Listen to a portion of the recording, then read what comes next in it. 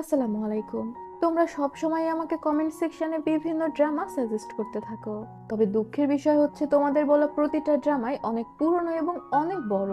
আর এত বড় drama explain করতে গেলে আমি নিজেই বিরক্ত হয়ে যাই।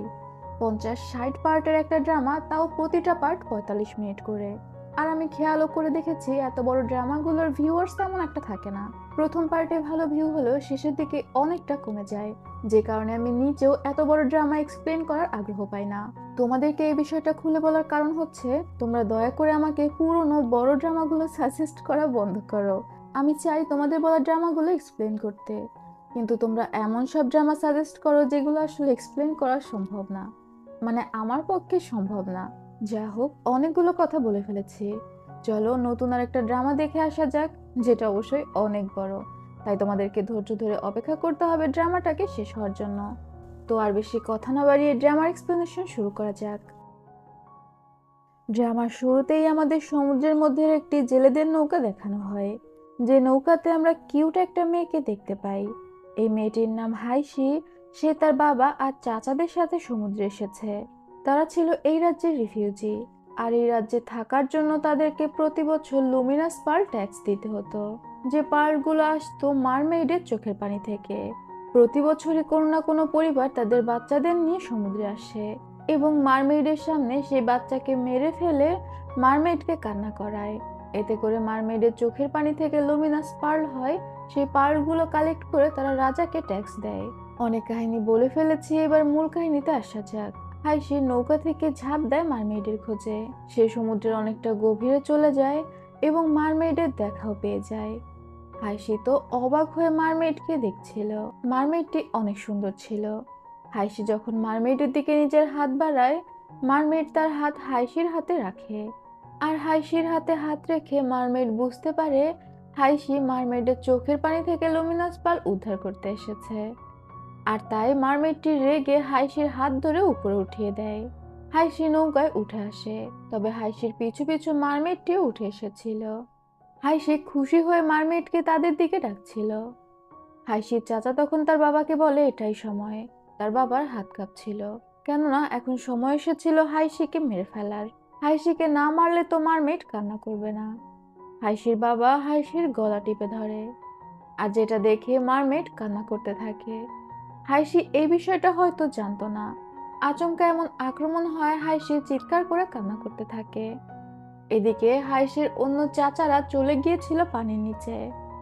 মারমেড কান্না করছিল আর তার থেকে লুমিনাস পার্ল হচ্ছিল, যেটা তারা সমুদ্রের নিচ থেকে কালেক্ট করে নিচ্ছিল।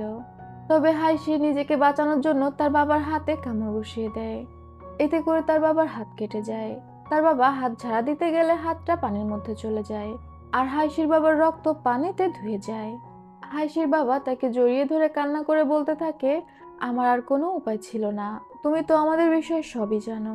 তখনই হাইসি তার বাবাকে দেখায় দূর থেকে বিশাল একটা ঢেউ আসছে। এটা আসলে ছিল শার্কদের ঢেউ। হাইসির বাবার রক্তের গন্ধে সেখানে প্রচুর শার্ক চলে এসেছিল, যাদের এক ঝটকায় হাইসিদের নৌকা উল্টে যায়। হাইসির বাবা কোনোভাবে হাইসিকে সেই উল্টানো নৌকার উপর তুলে দেয়, তবে হাইসির বাবাকে একটা শার্ক তুলে নিয়ে যায়। হাইসি তার বাবার জন্য আবারও পানিতে ঝাঁপ দেয়, তবে সে তো তার বাবাকে পায় না, বরং একটা শার্ক তাকেই খেয়ে নিচ্ছিল। হাইসি নিজের চোখ ঢেকে ফেলে, তবে যখন চোখ খোলে সে তার সামনে ওই মারমেইডকে দেখতে পায়। সিন এখানে কাট হয়, দেখা যায় হাইসি নৌকাতেই ভাসছিল। হাইসির যখন জ্ঞান ফেরে সে দেখতে পায় তার হাতের মধ্যে কিছু একটা জ্বলজ্বল করছে। সেখানে হাইসির বাবা বা চাচা কারো কোনো চিহ্ন ছিল না, মানে তাদের তিনজনকেই শার্ক খেয়ে ফেলেছে। হাইসির বোটের মধ্যে সেই লুমিনাস পার্লগুলো ছিল। এরপরেই আমাদের হাইসির গ্রামের দৃশ্য দেখানো হয়। রাজার সৈন্যরা সবার উপর অত্যাচার করছিল, কেননা তাদেরকে যেসব পার্ল দেয়া হয়েছিল সেই পার্লগুলো সৈন্যদের পছন্দ হয়নি। তারা সবাইকে মেরে ফেলার হুকুম দেয়। তবে তখনই সেখানে হাইসি চলে আসে, আর সে বড় বড় সুন্দর পার্ল নিয়ে এসেছিল, যেগুলো দেখে সেখানকার সৈন্যদের লোভ হয়ে যায়। হাইসির মা দৌড়ে এসে হাইসিকে জিজ্ঞাসা করে, তুমি একা কেন ফিরে এসেছো? তোমার বাবা বা চাচারা কোথায়? হাসি তখন জানায় সবাইকে শার্ক খেয়ে ফেলেছে।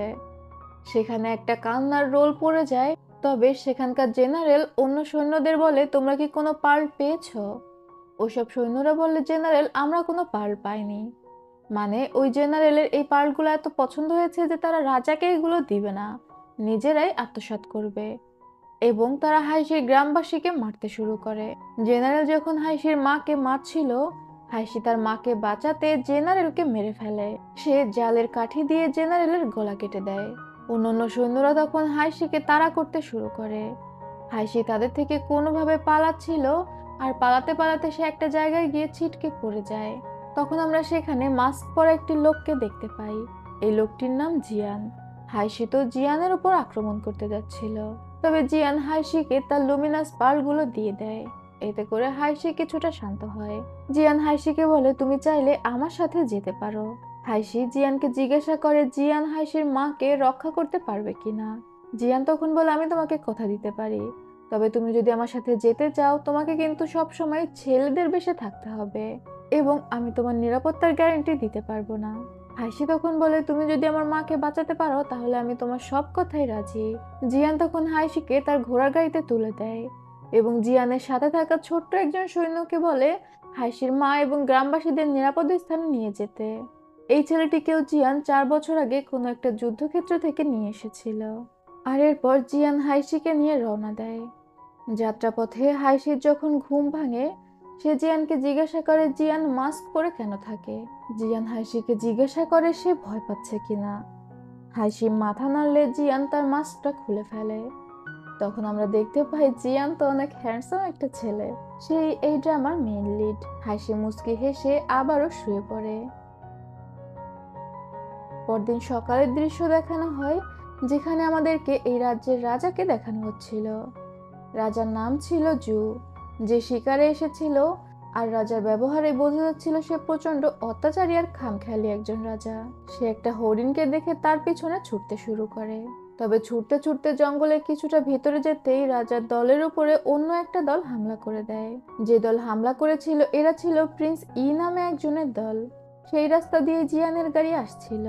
হাইশি জানালা দিয়ে বাইরে উঁকি মারলে সেখানে দুটো ঘোড়া দেখতে পায়, যেটা জিয়ানকে বলার সাথে সাথে জিয়ান গাড়ি থামিয়ে নিচে নেমে আসে এবং সে গারোয়ানকে বলে হাইশিকে নিয়ে প্যালেসে ফিরে যেতে। আর জিয়ান ঘোড়া নিয়ে সেখানে ছুটে যায় যেখানে রাজার উপর আক্রমণ করা হয়েছিল। রাজাকে তো প্রায় ধরাশায়ী করে ফেলেছিল অন্যান্য সৈন্যরা, তবে জিয়ান সঠিক সময় সেখানে চলে আসে আর সে রাজাকে প্রোটেক্ট করছিল। জিয়ান ছিল রাজার সিক্রেট এজেন্ট। সে সবসময় গোপনে রাজাকে প্রোটেক্ট করত, যে কারণে সে কোনো মিশনে গেলে মাস্ক পরে থাকতো, যাতে তাকে কেউ চিনতে না পারে। এদিকে গারোয়ান যখন হাইশিকে নিয়ে যাচ্ছিল, তখন তাদের উপরে দুজন সৈন্য আক্রমণ করে দেয়। গারোয়ান তখন হাইশিকে ঘোড়া ছুটিয়ে অন্যদিকে পাঠিয়ে দেয়, তবে হাইশি তো ঘোড়ায় চড়ে অভ্যস্ত ছিল না। সে ঘোড়াকে নিয়ন্ত্রণ করতে পারে না এবং সেখানে চলে আসে যেখানে জিয়ানের সাথে ওই সৈন্যদের যুদ্ধ হচ্ছিল। একজন সৈন্য রাজাকে মেরে ফেলছিল। হাইশি ঘোড়ার উপর থেকে লাফ দিয়ে রাজাকে বাঁচায়। সেখানে যুদ্ধ করার সময় জিয়ানের মাস্কও ভেঙে যায়। এতে করে সেখানকার সৈন্যরা জিয়ানের আসল পরিচয় জানতে পেরে যায়। একটা তীর রাজার দিকে যাচ্ছিল। জিয়ান তখন তার তলোয়ার দিয়ে তীরটাকে কেটে ফেলে। এতে করে তীরের সামনের দিকটা জিয়ানের লাগে এবং পেছনের দিকটা রাজার। তবে যে দিকটা জিয়ানের লেগেছিল সেই দিকটা ছিল বিষাক্ত। যা হোক, সৈন্যরা জিয়ানের সাথে না পেরে সেখান থেকে পালিয়ে যায়। এরপর হাইশি জানতে পারে সে যাকে বাঁচিয়েছে সেই রাজ্যের রাজা। তখন তো হাইশির প্রচন্ড রাগ হতে থাকে, কারণ রাজার জন্যই তো তাদের গ্রামবাসীদের এমন অবস্থা। তার বাবা আর চাচাদের মৃত্যু হয়েছে।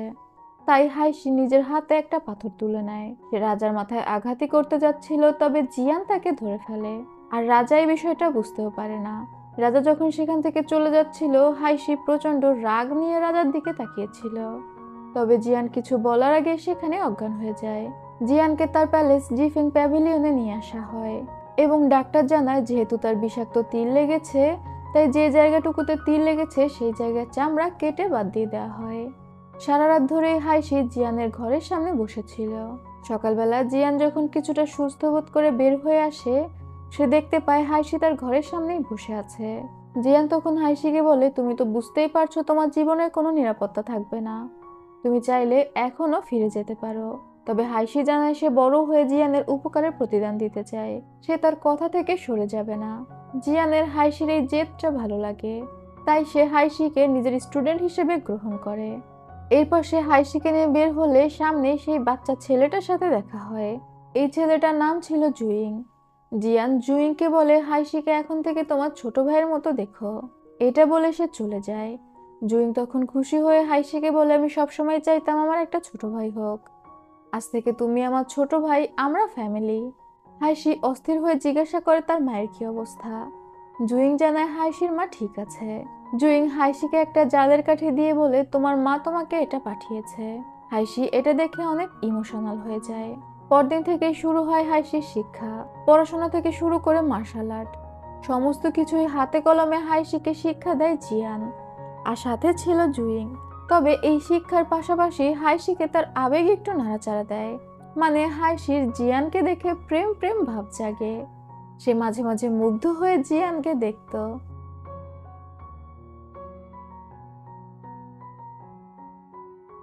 এভাবেই দিন কেটে যায় এবং আমাদের কিউট ছোট্ট হাইশি বড় হয়ে যায়। জিয়ান কোনো একটা মিশন সেরে প্যালেসে ফেরে। হাইশি জিয়ানকে দেখে দৌড়ে তার কাছে যায়, তবে জিয়ান হাইশিকে ইগনোর করে রুমে চলে যায়। হাইশি বুঝতে পারে কোনো একটা ঝামেলা আছে।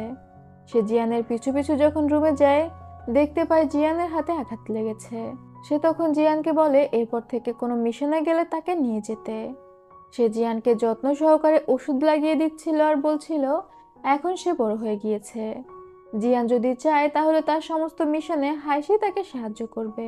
তবে জিয়ান হাইশিকে কড়াভাবে বলে দেয় হাইশি যেন কখনোই প্যালেস থেকে না বের হয়। এরপরেই আমাদের জুকে দেখানো হয়। জু যেহেতু খামখেয়ালি ছিল, তাই জু এর ইউনুস সবসময় তাকে ভয়ে ভয়ে কথা বলতো। সে জুকে জিজ্ঞাসা করছিল জু গোসল দিবে কিনা। তবে জু ঝাড়ি মেরে বলে, তুমি এখন ঠিক করে দিবে আমি কি করব না করব।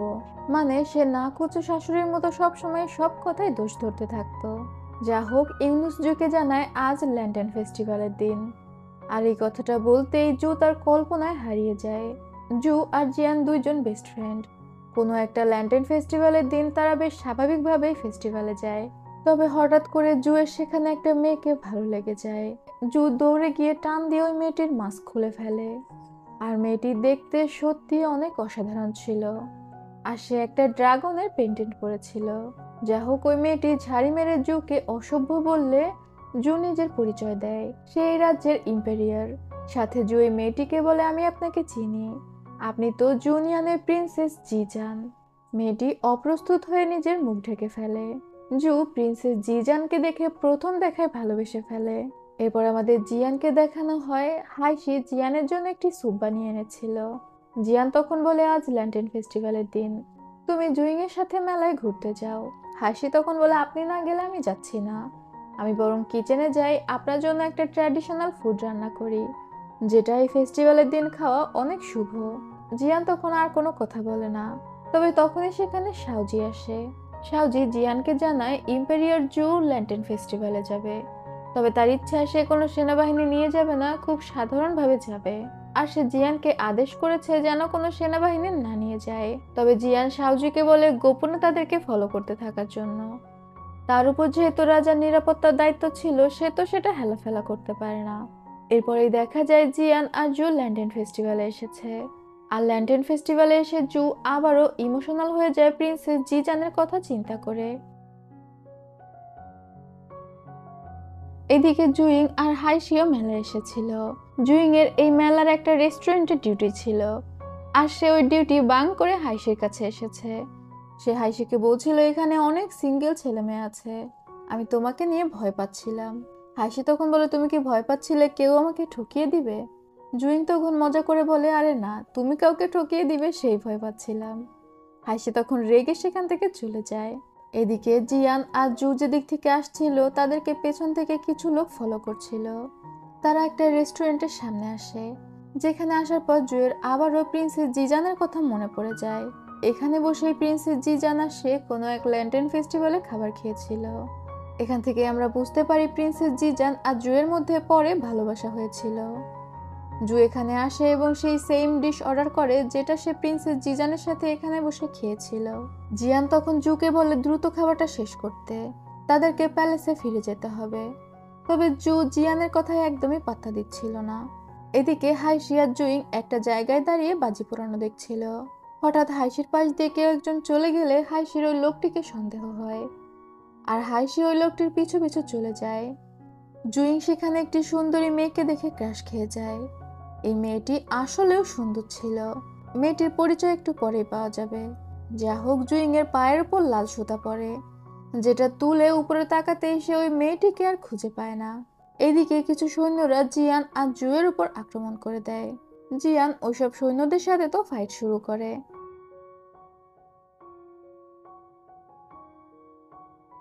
সেখানে হাইশি আসে, যে জুকে দেখে প্রচন্ড রেগে যায়। হাইশি ছোট থেকে এখনো পর্যন্ত জুকে প্রচন্ড ঘৃণা করত। সে জুয়ের উপর আক্রমণ করতে যাচ্ছিল, কিন্তু তখনই সেখানে আরেকজন সৈন্য এসে হাইশির উপর আক্রমণ করে দেয়। সেখানে হাইশির মাস্কও খুলে পড়ে যায়। জিয়ান যখন দেখতে পায় হাইশি সেখানে এসেছে, সে দ্রুত হাইশির কাছে আসে হাইশিকে প্রোটেক্ট করার জন্য। জু তখনও আরামসে তাদের মারামারি দেখছিল আর ভাবছিল, বাহ, ইন্টারেস্টিং তো। একটু পরে সেখানে জুইং আসলে জিয়ান জুইংকে বলে হাইশিকে নিয়ে প্যালেসে ফিরে যাও, আর সে ওই সৈন্যদের নিয়ে মেলা থেকে বের হয়ে যায়। এরই মধ্যে শাওজি অন্য সৈন্যদের নিয়ে চলে এসেছিল। রাজা শাওজিকে জিজ্ঞাসা করে এই ছেলেটিকে। শাওজির সাথে সাথে হাঁটু গেড়ে বসে বলে সে জিয়ানের সবচেয়ে ছোট স্টুডেন্ট, সে যদি কোনো উল্টাপাল্টা করে থাকে তার হয়ে মাফ চাচ্ছি। জু এতদিন পর্যন্ত হাইশির সম্পর্কে কিছুই জানতো না। যা হোক, জিয়ান ওইসব সৈন্যদের নিয়ে জঙ্গলের মধ্যে চলে আসে, আর সে জঙ্গলের মধ্যে এসে বলে তোমরা এইভাবে মৃত্যু ডিজার্ভ করো না, তবে তোমরা যে কাজ করেছো তাতে তোমাদের বাঁচিয়ে রাখা যাবে না। জিয়ান সেখানে সমস্ত সৈন্যদের মেরে ফেলে। আসলে এই হামলাটা জিয়ানের উপরই হয়েছিল, আর এটা করিয়েছিল জেনারেল সু। জেনারেল সু মনে করতো জিয়ানের কারণে তার বাবার মৃত্যু হয়েছে, যেটার প্রতিশোধ নেওয়ার জন্য সে জিয়ানের উপর আক্রমণ করিয়েছিল। জেনারেল সু এর সৈনিক অবাক হয়ে জিজ্ঞাসা করছিল, সে তো কোনো সৈন্যকে বাঁচিয়ে রেখে তাকে জিজ্ঞাসাবাদ করতে পারত। জেনারেল সু তখন বলে আমার মনে হয় জিয়ান বুঝতে পেরেছে ওইসব সৈন্যদের আমি পাঠিয়েছি। সে এটাও বুঝতে পেরেছে ওইসব সৈন্যদের তাকে মারার জন্য পাঠানো হয়েছে, তবে এই ব্যাপারে সে চুপ থাকতে চায়। জেনারেল সু এই বিষয়টা নিয়ে ভয় পেয়ে যায় যে জিয়ান কি করতে চাচ্ছে। সে জানে জেনারেল সু তাকে মারার জন্য চেষ্টা করছে, তাও সে চুপ কেন। এরপরে আমাদের জুইংকে দেখানো হয়, যে জিয়ানের ঘরে ওষুধ নিয়ে যেতে ভয় পাচ্ছিল, কারণ সে ডিউটি না করে মেলায় ঘোরাঘুরি করছিল। সেখানে হাইশি আসে এবং জুইং এর মজা নিয়ে বলে আমি এই ওষুধগুলো মাস্টারের ঘরে নিয়ে যাচ্ছি। হাইশি যখন ওষুধগুলো নিয়ে জিয়ানের ঘরে যায়, জিয়ান তখন খালি গায়ে ছিল, যেটা দেখে হাইশির গরম লাগতে শুরু করে। আরে বাবা, আসলে গরম লাগছিল। হাইশি দ্রুত ওষুধগুলো রেখে বের হয়ে আসতে যাচ্ছিল। জিয়ান তখন ড্রেস পরে বের হয়ে আসে এবং হাইশিকে যাওয়ার অনুমতি দেয়। হাইশি কোনোভাবে রুম থেকে বের হয়ে আসে, তবে একটু পরে দেখা যায় ল্যান্টেন ফেস্টিভ্যালে জিয়ান আর হাইশি দাঁড়িয়ে আছে। হাইশি সেখানে মেয়েদের বেশে ছিল, আর জিয়ান হাইশিকে কিস করে দেয়। তবে এটা ছিল হাইশির স্বপ্ন। সে লাফিয়ে উঠে চিন্তা করতে থাকে এসব উল্টাপাল্টা কি ভাবছে সে দ্রুত নিজের হাত মুখ ধোয়ার জন্য ওঠে, তবে পানির মধ্যেও সে জিয়ানের খালি গায়ের সেই প্রতিচ্ছবি দেখতে পায়। সে তখন দ্রুত পানিটা ঘুরিয়ে দিয়ে চিন্তা করে তার মস্তিষ্কের মধ্যে শয়তান ঢুকেছে, তার এখন 200 বার রুলস কপি করতে হবে। সকালবেলা জিয়ান যখন হাইশির সামনে আসে, হাইশি জিয়ানকে দেখে অনেক লজ্জা পাচ্ছিল। জিয়ান তখন বলে তোমার কি ঠান্ডা লেগেছে, তোমার গালগুলো এমন লাল হয়ে গিয়েছে কেন? হাইশি তো অনেক লজ্জা পাচ্ছিল, সে জানায় তার ঠান্ডা লাগেনি, আর কোনোভাবে সে জিয়ানকে পাশ কাটিয়ে চলে যায়। এরপর আবার আমাদের ইম্পেরিয়র জুকে দেখানো হয়, যার কাছে জেনারেল সু এসেছিল। সে পাশের রাজ্য জুনিয়ন থেকে 2টি খবর নিয়ে এসেছে। জুয়ের ছোট ভাইয়ের নাম ছিল জিচ্যাং, যেই রাজ্যের 4th প্রিন্স। সে অনেক বছর ধরে জুনিয়নে থাকতো, সে এবার নিজের রাজ্যে ফিরে আসতে চায়। এটা শুনে তো জু অনেক খুশি হয়ে যায়। জু তার ভাইকে বেশ ভালোবাসে। সাথে জেনারেল সু আরো একটা বিষয় বলে, জুনিয়নের রাজা চাচ্ছিল তার মেয়ে তিলানকে জু বিয়ে করুক। তিলান ছিল জিজানের বোন, জিজানও কিন্তু জুনিয়নের প্রিন্সেস ছিল, তবে জু এক বাক্যে নিষেধ করে দেয়। জেনারেল সু তখন বলে এই বিষয়টা একটু ভেবে দেখবেন, যদি জুনিয়নের রাজা রেগে যায় তাহলে আমাদের বিরুদ্ধে বিদ্রোহ ঘোষণা করতে পারে, যেটা অবশ্যই রাজ্যের জন্য খারাপই হবে। জু তখন রেগে গিয়ে বলে আমার ফ্যামিলি আর বউয়ের ব্যাপারে কি এখন বাইরের মানুষ কথা বলবে? জেনারেল সু ভয় পেয়ে যায় এবং জুয়ের কাছে মাফ চায়। জু তখন জেনারেল সুকে বলে গতকাল কিছু সৈন্য আমার উপর আক্রমণ করেছিল, কিন্তু মজার বিষয় কি জানো, তারা আমাকে না মেরে জিয়ানকে মারার চেষ্টা করছিল, কিন্তু আমার জীবন তো বেশি মূল্যবান। জেনারেল সু এটা শুনে ভয় পেয়ে যায়। সে ভাবছিল জু হয়তো সবকিছু জেনে গিয়েছে। সে দ্রুত জুকে বলে, আপনি এতটাই শক্তিশালী যে ওইসব সৈন্যরা আপনার উপর আক্রমণ করার সাহস পায়নি। জু তখন কথা ঘুরিয়ে বলে, তোমার আনা 2টা প্রস্তাবে আমি হ্যাঁ করলাম। মানে সে প্রিন্সেস তিলানকে বিয়ে করতে রাজি হয়ে যায়। তবে জেনারেল সুয়ের তো ঘাম বের হয়ে গিয়েছে গতকালের আক্রমণের বিষয়টি শুনে। এরপরে আমরা জুইং আর হাইশিকে দেখতে পাই, যারা বসে বসে গল্প করছিল। হাইশি জুইংকে জিজ্ঞাসা করছিল, কেউ যদি কখনো ইম্পেরিয়ার জুকে মেরে ফেলে তাহলে মাস্টার কি করবে। জুইং তখন বলে, অবশ্যই মাস্টার তাকে খুঁজে বের করবে এবং মেরে ফেলবে। হাইশি তখন বলে, গতকাল যে আক্রমণ হলো সেটা কিন্তু মাস্টারকে মারার জন্যই হয়েছিল। তোমার কি মনে হয় মাস্টারের কি কোনো শত্রু থাকতে পারে? জুইং বলে, মাস্টার যে কাজ করে মাস্টারের হাজার হাজার শত্রু রয়েছে। হাইশি তখন মাস্টারকে নিয়ে অনেক চিন্তায় পড়ে যায়। জুইং মজা করে বলে, তোমার তো দেখি মাস্টারকে নিয়ে অনেক চিন্তা হচ্ছে। হাইশি তখন দুষ্টুমি করে জুইংকে মারতে থাকে। তবে তখনই সেখানে জিয়ান চলে আসে। জুইং এর চুলে হাইশির হাতের বোতাম আটকে যায়। সে চুল থেকে ওই হাতটা ছাড়াতে পারছিল না। সেভাবেই তারা দুইজন জিয়ানকে গ্রিটিং করে। জিয়ান জুইংকে বলে তার সাথে তার ঘরে দেখা করার জন্য।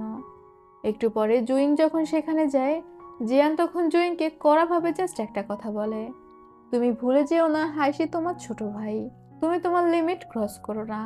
জুইং বুঝতে পারে জিয়ান তাকে কি বলার চেষ্টা করছে। সে তখন বলে, আমি হাইশিকে আমার ছোট ভাই হিসেবেই দেখি, আর তারপর দ্রুত সেখান থেকে চলে যায়। এরপরেই দেখা যায় জু তার মার্শাল আর্ট প্র্যাকটিস করছিল। তখন সেখানে জিয়ান আসে। জু জিয়ানকে দেখে খুব দ্রুত জিয়ানের দিকে তলোয়ার ধরে, তবে জিয়ান একটা চোখের পাতাও ফেলে না। সবাই তো এই বিষয়টা দেখে ভয় পেয়ে গিয়েছিল। জু তখন বলে, খুবই বোরিং।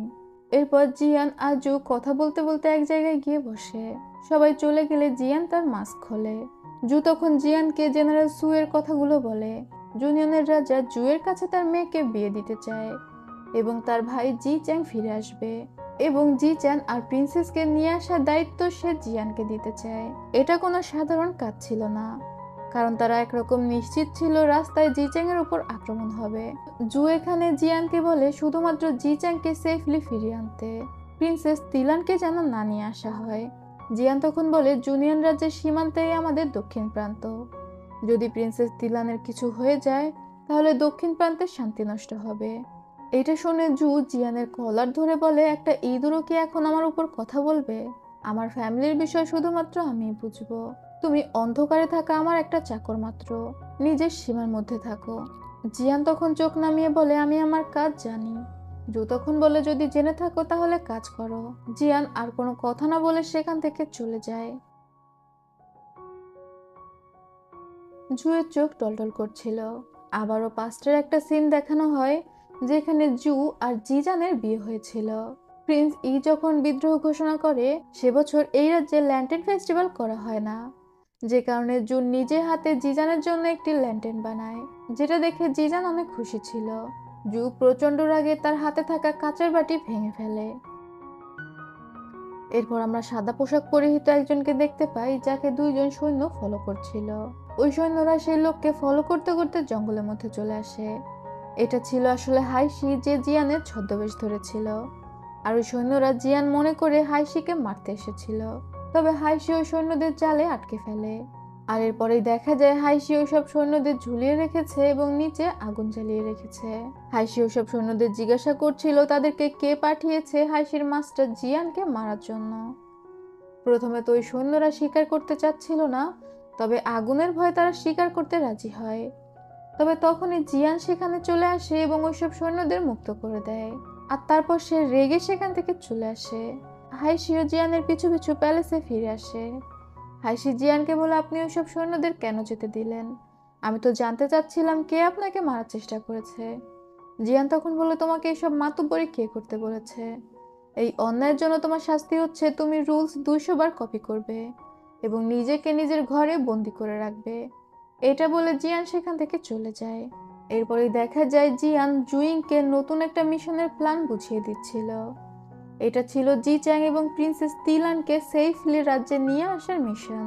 জিয়ান এই দায়িত্ব জুইংকে দেয়। হাইশি ভিতরে এসে বলে সেও জুইং এর সাথে যেতে চায়, তবে জিয়ান এক বাক্যে হাইশিকে না করে দেয়। এরপর হাইশি শাওজির সাথে চলতে চলতে ওই মিশনের ব্যাপারে জিজ্ঞাসা করছিল। আসলে যার মিশন শুধুমাত্র সে আর জিয়ানই জানতে পারত, অন্য কেউ এই মিশনের ব্যাপারে কিছুই জানতো না। তাই শাওজি হাইশিকে জানায় সে মিশনের ব্যাপারে কিছুই জানে না। হাইশি তাও খুঁচিয়ে খুঁচিয়ে শাওজিকে প্রশ্ন করছিল। শাওজি তখন বলে, মিশনের চেয়ে আগে আপনি 200 বার রুলস কপি করার দিকে মনোযোগ দিন। হাইশিকে এবার লাইব্রেরিতে বন্দি করে রাখার হুকুম দেওয়া হয়েছিল। এরপরে দেখা যায় জুইং কিং জুয়ের সাথে দেখা করে, আর জু সেখানে জুইংকে বলে দেয় সে যেন জি চ্যাংকে সেফলি ফিরিয়ে নিয়ে আসে, তবে প্রিন্সেস তিলানকে না। জিয়ান জুইংকে বুঝিয়ে দিয়েছিল যে কিং জু যা বলবে তাতেই যেন মাথা নেড়ে চলে আসে। জুইংও সেই কাজটাই করে, সে জাস্ট চুপচাপ সবকিছু মেনে নিয়ে সেখান থেকে চলে আসে। এরপরে আমরা সেই মেয়েটিকে দেখতে পাই যাকে প্রথমবার দেখে জুইং ক্রাশ খেয়ে গিয়েছিল। সে শহরের একটি বুটিক শপে কাজ শিখতে আসে। এই বুটিক শপের মালিক ছিল ম্যাডাম জিউ, আর এই লিউ ছিল ম্যাডাম জিউ এর ভাতিজি। যা হোক, এরপরেই দেখা যায় জুইং এর নেতৃত্বে অনেক সেনাবাহিনী দেয়া হয়েছিল যারা প্রিন্স জি চ্যাংকে ফিরিয়ে আনতে যাবে, আর তারা রওনাও করে দিয়েছিল। তবে মাঝপথে একটা জায়গাতে এসে তারা ক্যাম্প করে, কারণ তাদের যাত্রাটা ছিল অনেক দূরের। তবে সেই ক্যাম্পে হাইশি এসে উপস্থিত হয়। জুইং হাইশিকে দেখে অবাক হয়ে বলে, তুমি এখানে কিভাবে আসলে? হাইশি তখন বলে, তুমি বের হওয়ার পরেই শাওজি আর মাস্টার অন্য একটা মিশনে বের হয়ে গিয়েছে, যে কারণে আমি পালিয়ে তোমাকে সাহায্য করার জন্য চলে এসেছি। জুইং হাসতে হাসতে বলছিল, মাস্টার যদি জানতে পারে তোমার খবর আছে। হাসি তখন বলে, কি আর করবে, একটু শাস্তি দিবে। যা হোক চলো, আমার প্রচন্ড ক্ষুধা লেগেছে। জুইং আর কি করবে, হাসি যেহেতু চলে এসেছে তাই সে হাইশিকে একটি সৈন্যের পোশাক দেয়, যাতে করে হাইশি সৈন্যদের মধ্যে ছদ্মবেশে লুকিয়ে থাকতে পারে। আর পরদিন যখন জি চ্যাং এর আসার সময় হয়, সবাই জি চ্যাং এর জন্য পোর্টে অপেক্ষা করছিল, কারণ জি চ্যাং আর প্রিন্সেস তিলান জাহাজে করে আসছিল। সেখানে আমরা হাইশিকে দেখি যে একজন সাধারণ সৈন্যের ছদ্মবেশ নিয়ে দাঁড়িয়েছিল। একটু পরে সেখানে জি চ্যাং আসে। জি চ্যাংকে জুইং এবং পোর্টে দায়িত্বরত অফিসার সুন্দরভাবে ওয়েলকাম করে। জি চ্যাংকে দেখে খুব ভদ্র আর অমায়িক বলেই মনে হচ্ছিল। একটু পরে জাহাজের গেট আবার খুলে যায়। মেইডরা রাস্তায় ফুল বিছিয়ে দেয় এবং সেখান থেকে নেমে আসে প্রিন্সেস তিলান। প্রিন্সেস তিলানকে দেখে তো আমি অবাক হয়ে গিয়েছি, কারণ প্রিন্সেস তিলান একদমই প্রিন্সেস জিজানের মতো দেখতে। সে একটা ঘোমটা দিয়েছিল এবং তাকেও জুইং আর পোর্টে দায়িত্বরত সেই অফিসার, যার নাম ছিল মিস্টার চেন, সুন্দরভাবে ওয়েলকাম করে। তারা এখানে এক রাত থাকবে আর তারপর রওনা করবে, কেননা রাতের বেলা রওনা করা তো নিরাপদ না। আর তখন অলরেডি সন্ধ্যা হয়ে গিয়েছিল। পরদিন তারা রওনা করবে এবং রওনা করার জন্য জিয়ানের আলাদা প্ল্যান ছিল। তারা 3টি গ্রুপে ভাগ হয়ে যাবে, যা 2টি গ্রুপ কোনো জাঁকজমক ছাড়া খুব সাধারণভাবেই চলবে। যে 2টি গ্রুপের একটিতে থাকবে জি চ্যাং এবং অন্যটিতে প্রিন্সেস তিলান। তবে বাকি গ্রুপ খুব জাঁকজমকপূর্ণভাবে চলবে, যেখানে হাইশি প্রিন্সেস তিলানের ছদ্মবেশে থাকবে, যাতে করে কেউ যদি আক্রমণ করে তারা মনে করবে জাঁকজমকপূর্ণ ওই গ্রুপে প্রিন্সেস তিলান রয়েছে। হাইশি প্রিন্সেস তিলানের মতো সেজেছিল, যাকে দেখে গারওয়ান বলে, আপনাকে দেখে বোঝাই যাচ্ছে না যে আপনি একটা ছেলে। হাইশি এটা শুনে হাসছিল। তবে অন্যদিকে ঘটছিল আর এক ঘটনা, যেখানে আক্রমণ হওয়ার মানে প্রিন্সেস তিলান যে দলের সাথে যাচ্ছিল সেই দলের উপর আক্রমণ হয়ে যায়। তারা খুব সাধারণভাবে গেলেও ধরা পড়ে যায়। জুইং প্রাণপণে চেষ্টা করছিল প্রিন্সেস তিলানকে রক্ষা করার। এদিকে হাইশির হঠাৎ করে মিস্টার চেনের ব্যাপারে মনে পড়ে যায় এবং চেনের ব্যবহার থেকে হাইশির সন্দেহ হয়েছিল। সে বুঝতে পারে চেন শত্রুপক্ষের স্পাই, তার মানে তাদের প্ল্যান অলরেডি শত্রুপক্ষের কাছে জানা। আর যেহেতু তাদের প্ল্যান জানা হয়ে গিয়েছে, তার মানে অন্য 2 গ্রুপের উপর আক্রমণ হয়ে গিয়েছে। ব্যাস, হাইশি তার সাজ পোশাক খুলে ফেলে। এদিকে জুইং কোনোভাবে প্রিন্সেস তিলানকে প্রোটেক্ট করছিল। মেইন টার্গেটই ছিল প্রিন্সেস তিলান। জুইং প্রিন্সেস তিলানকে নিয়ে সেখান থেকে দৌড়ে পালানোর চেষ্টা করছিল, আর সঠিক সময়ে সেখানে হাইশি চলে আসে। হাইশি একটা ঘোড়ায় চেপে এসেছিল এবং সে প্রিন্সেস তিলানকে নিজের ঘোড়ায় তুলে নেয়। তবে ঘোড়ায় ওঠার সময় প্রিন্সেস তিলান বুঝতে পারে যে হাইশি কোনো ছেলে না, সে একজন মেয়ে। তখনই আক্রমণ করা সৈন্যরা দূর থেকে অনেক ধুলোবালি দেখতে পায়, যেটা দেখে তারা ভাবে অনেক সৈন্য আসছে এবং দ্রুত ভয়ে সেখান থেকে পালিয়ে যায়। হাইশি তখন ঘোড়া থেকে নেমে প্রিন্সেস তিলানকে নিজের পরিচয় দেয়। জুইং অবাক হয়ে হাইশিকে জিজ্ঞাসা করে, তুমি এত সৈন্য কোথা থেকে পেলে? হাইশি তখন বলে, আরে ওইখানে অল্প কয়েকজন সৈন্য, যাদেরকে তুমি আমার দলে দিয়েছিলে তারা সেখানে দাঁড়িয়ে ধুলো উড়াচ্ছে। জুইং তখন হেসে দিয়ে বলে, তোমার অনেক বুদ্ধি। যা হোক, তারা প্রিন্সেস তিলানকে প্রোটেক্ট করতে পেরেছে। তবে এই বিষয়টা নিয়ে জুইং অনেক টেনশনে ছিল। প্রিন্সেস তিলানকে ফিরিয়ে নিয়ে যাওয়ার জন্য কিংজু কোনো একটা ঝামেলা তো পাকাবেই। তবে এরই মধ্যে সেখানে শাওজি আসে। শাওজিকে দেখে হাইশি ভয় পেয়ে যায়। সে মনে করে জিয়ান তাকে পাঠিয়েছে হাইশিকে ফিরিয়ে নিয়ে যাওয়ার জন্য। তবে শাওজি বলে জিয়ান হাইশির কাজে অনেক খুশি। হাইশি যে প্রিন্সেস তিলানকে বাঁচিয়েছে এই ঘটনা সবাই এখন জেনে গিয়েছে। তাই জিয়ান এখন মনে করছে যে হাইশি কোনো মিশনে যাওয়ার যোগ্য এবং সে হাইশিকে একটি মিশন দিয়েছে। এটা শুনে তো হাইশি মহা খুশি। জুইং হাইশিকে বলে, তুমি তোমার মিশনে যাও, আমি বাকি বিষয়টা সামলে নিব। হাইশি তখন খুশি হয়ে শাওজির সাথে বের হয়ে যায়। জুইং প্রিন্সেস তিলান আর প্রিন্স জিচ্যাংকে নিয়ে রাজ্যে ফিরে আসে। জিচ্যাং যখন রাজসভায় ঢোকে তাকে দেখে কেমন অদ্ভুত লাগছিল। মনে হচ্ছিল জিচ্যাং অনেক নার্ভাস। তবে কিং জু তো তার ছোট ভাইকে দেখে প্রচন্ড খুশি। সেখানে জিচ্যাংকে লর্ড জিচ্যাং টাইটেল দেয়া হয়। এরপর কিং জু সবাইকে আদেশ করে সেখান থেকে চলে যেতে। সবাই চলে গেলে সে দৌড়ে জিচ্যাং এর কাছে আসে। জিচ্যাং তখন কিং জুকে একটা ডিম দেখায়। এটা ছিল একটা ঈগলের ডিম এবং সে এটা কিং জুকে উপহার দেওয়ার জন্য নিয়ে এসেছে। জু তখন জিজ্ঞাসা করে, ঈগল কি তোমার অনেক পছন্দ? জিচ্যাং তখন বলে, ঈগল খুব ভালো একটা পোষ্য হতে পারে। ঈগল যখন ডিম ফুটে বের হয় সে চোখ মেলে প্রথমেই যাকে দেখে তাকেই তার মা বলে মনে হয়। আমি পৃথিবীর সবচেয়ে ভালো ঈগল তৈরি করতে চাই এবং সেটা আপনাকে উপহার দিতে চাই। জু তো এমনি তার ছোট ভাইকে পেয়ে অনেক ইমোশনাল হয়ে গিয়েছিল। এই কথা শুনে সে কান্নাই করে দেয়, কারণ অনেক ছোটবেলাতেই জিচ্যাংকে রাজ্যের কাজে চলে যেতে হয়েছিল এবং জিচ্যাং এত বছর ধরে অন্য অন্য রাজ্যের সব খবরাখবর জুকে দিত। জু জিচ্যাংকে ধন্যবাদ জানায় তার জন্য এতটা এফোর্ট দেওয়ার জন্য। আর সে জিচ্যাংকে কথা দেয় জিচ্যাং এর যেটা প্রাপ্য সেটা সে অবশ্যই পাবে। তবে সমস্যা তো অপেক্ষা করছিল জুইং আর জিয়ানের জন্য। কিং জু জুইং এর প্রতি প্রচন্ড রেগে যায় প্রিন্সেস তিলানকে বাঁচিয়ে আনার জন্য। আসলে ওই আক্রমণটা কিং জুই করেছিল যাতে রাস্তাতেই প্রিন্সেস তিলানকে মেরে ফেলা যায়। তবে জুইং তাকে বাঁচিয়ে নিয়ে এসেছে এবং কিং জু জুইংকে 200টা বেত্রাঘাত করতে বলে। জিয়ান তখন অনুরোধ করে বলে, জুইং যা কিছু করেছে সব আমার আদেশে, তাই জুইং এর পক্ষ থেকে এই শাস্তি আমি নিতে চাই। কিং জু তখন বলে, আমি জুইংকে মারতে পারি না কিন্তু তোমাকে মারতে পারি, তাই তো? তুমি এখন ঠিক করে দেবে আমি কাকে শাস্তি দিব। ও খুবই বিরক্তিকর একটা ক্যারেক্টার ছিল। আমি যে কি বিরক্ত হয়েছি কি বলবো। যা হোক, এরপরে যা হয় তাই হয়। তাদের দুইজনকেই শাস্তি ভোগ করতে হয়। 200 বেত্রাঘাতের 100 করে দুজনকে দেয়া হয় এবং কিং জু সেখানে বসে বসে এই বিষয়টি দেখছিল। জিয়ান কিন্তু কিং জু এর বেস্ট ফ্রেন্ড, তারপরেও সে জিয়ানের সাথে জঘন্যতম ব্যবহার করত। 88টা বেত্রাঘাত করার পর জুইং আর সহ্য করতে না পেরে সেখানে অজ্ঞান হয়ে যায়। ডাক্তার দ্রুত এসে জুইংকে পরীক্ষা করে জানায় জুইংকে যদি আর একটাও বাড়ি মারা হয় জুইং হয়তো মারাই যাবে, কারণ তার পিঠ থেকে প্রচন্ড রক্তপাত হচ্ছিল। জিয়ান তখন বলে বাকি বেত্রাঘাতগুলো জুইং এর পক্ষ থেকে সেই নিবে। কিং জু কোনো কথা না বলে সেখান থেকে উঠে চলে যায়। এরপর প্রিন্সেস তিলানকে একটি টাইটেল দেয়া হয়। কিং জু কোনোভাবে প্রিন্সেস তিলানকে কনসোর্ট সুরং টাইটেল দেয় এবং বলে বিয়েতে কোনো অনুষ্ঠান হবে না, সে পালকি পাঠাবে, তিলান যেন চলে যায়। এটা তিলানের খুবই খারাপ লাগে, কারণ এটা তো তিলানের জন্য অপমান ছিল। তবে তখনই সেখানে প্রিন্সেসের সাথে আসা প্রিন্সেসের রাজ্যের জেনারেল আসে এবং সে প্রিন্সেসকে বলে রাজা মোটেও সুবিধার না, সে অনেকটা খামখেয়ালি আর অত্যাচারী। তবে আপনি তো প্রিন্সেস জিজানের থেকে সবকিছুই জেনেছেন, আশা করি আপনি তার ভালোবাসা অর্জন করতে পারবেন। আর আপনি যদি প্যালেসে না যেতে চান তাহলে তো বুঝতেই পারছেন রাজ্যের অবস্থা কি হতে পারে।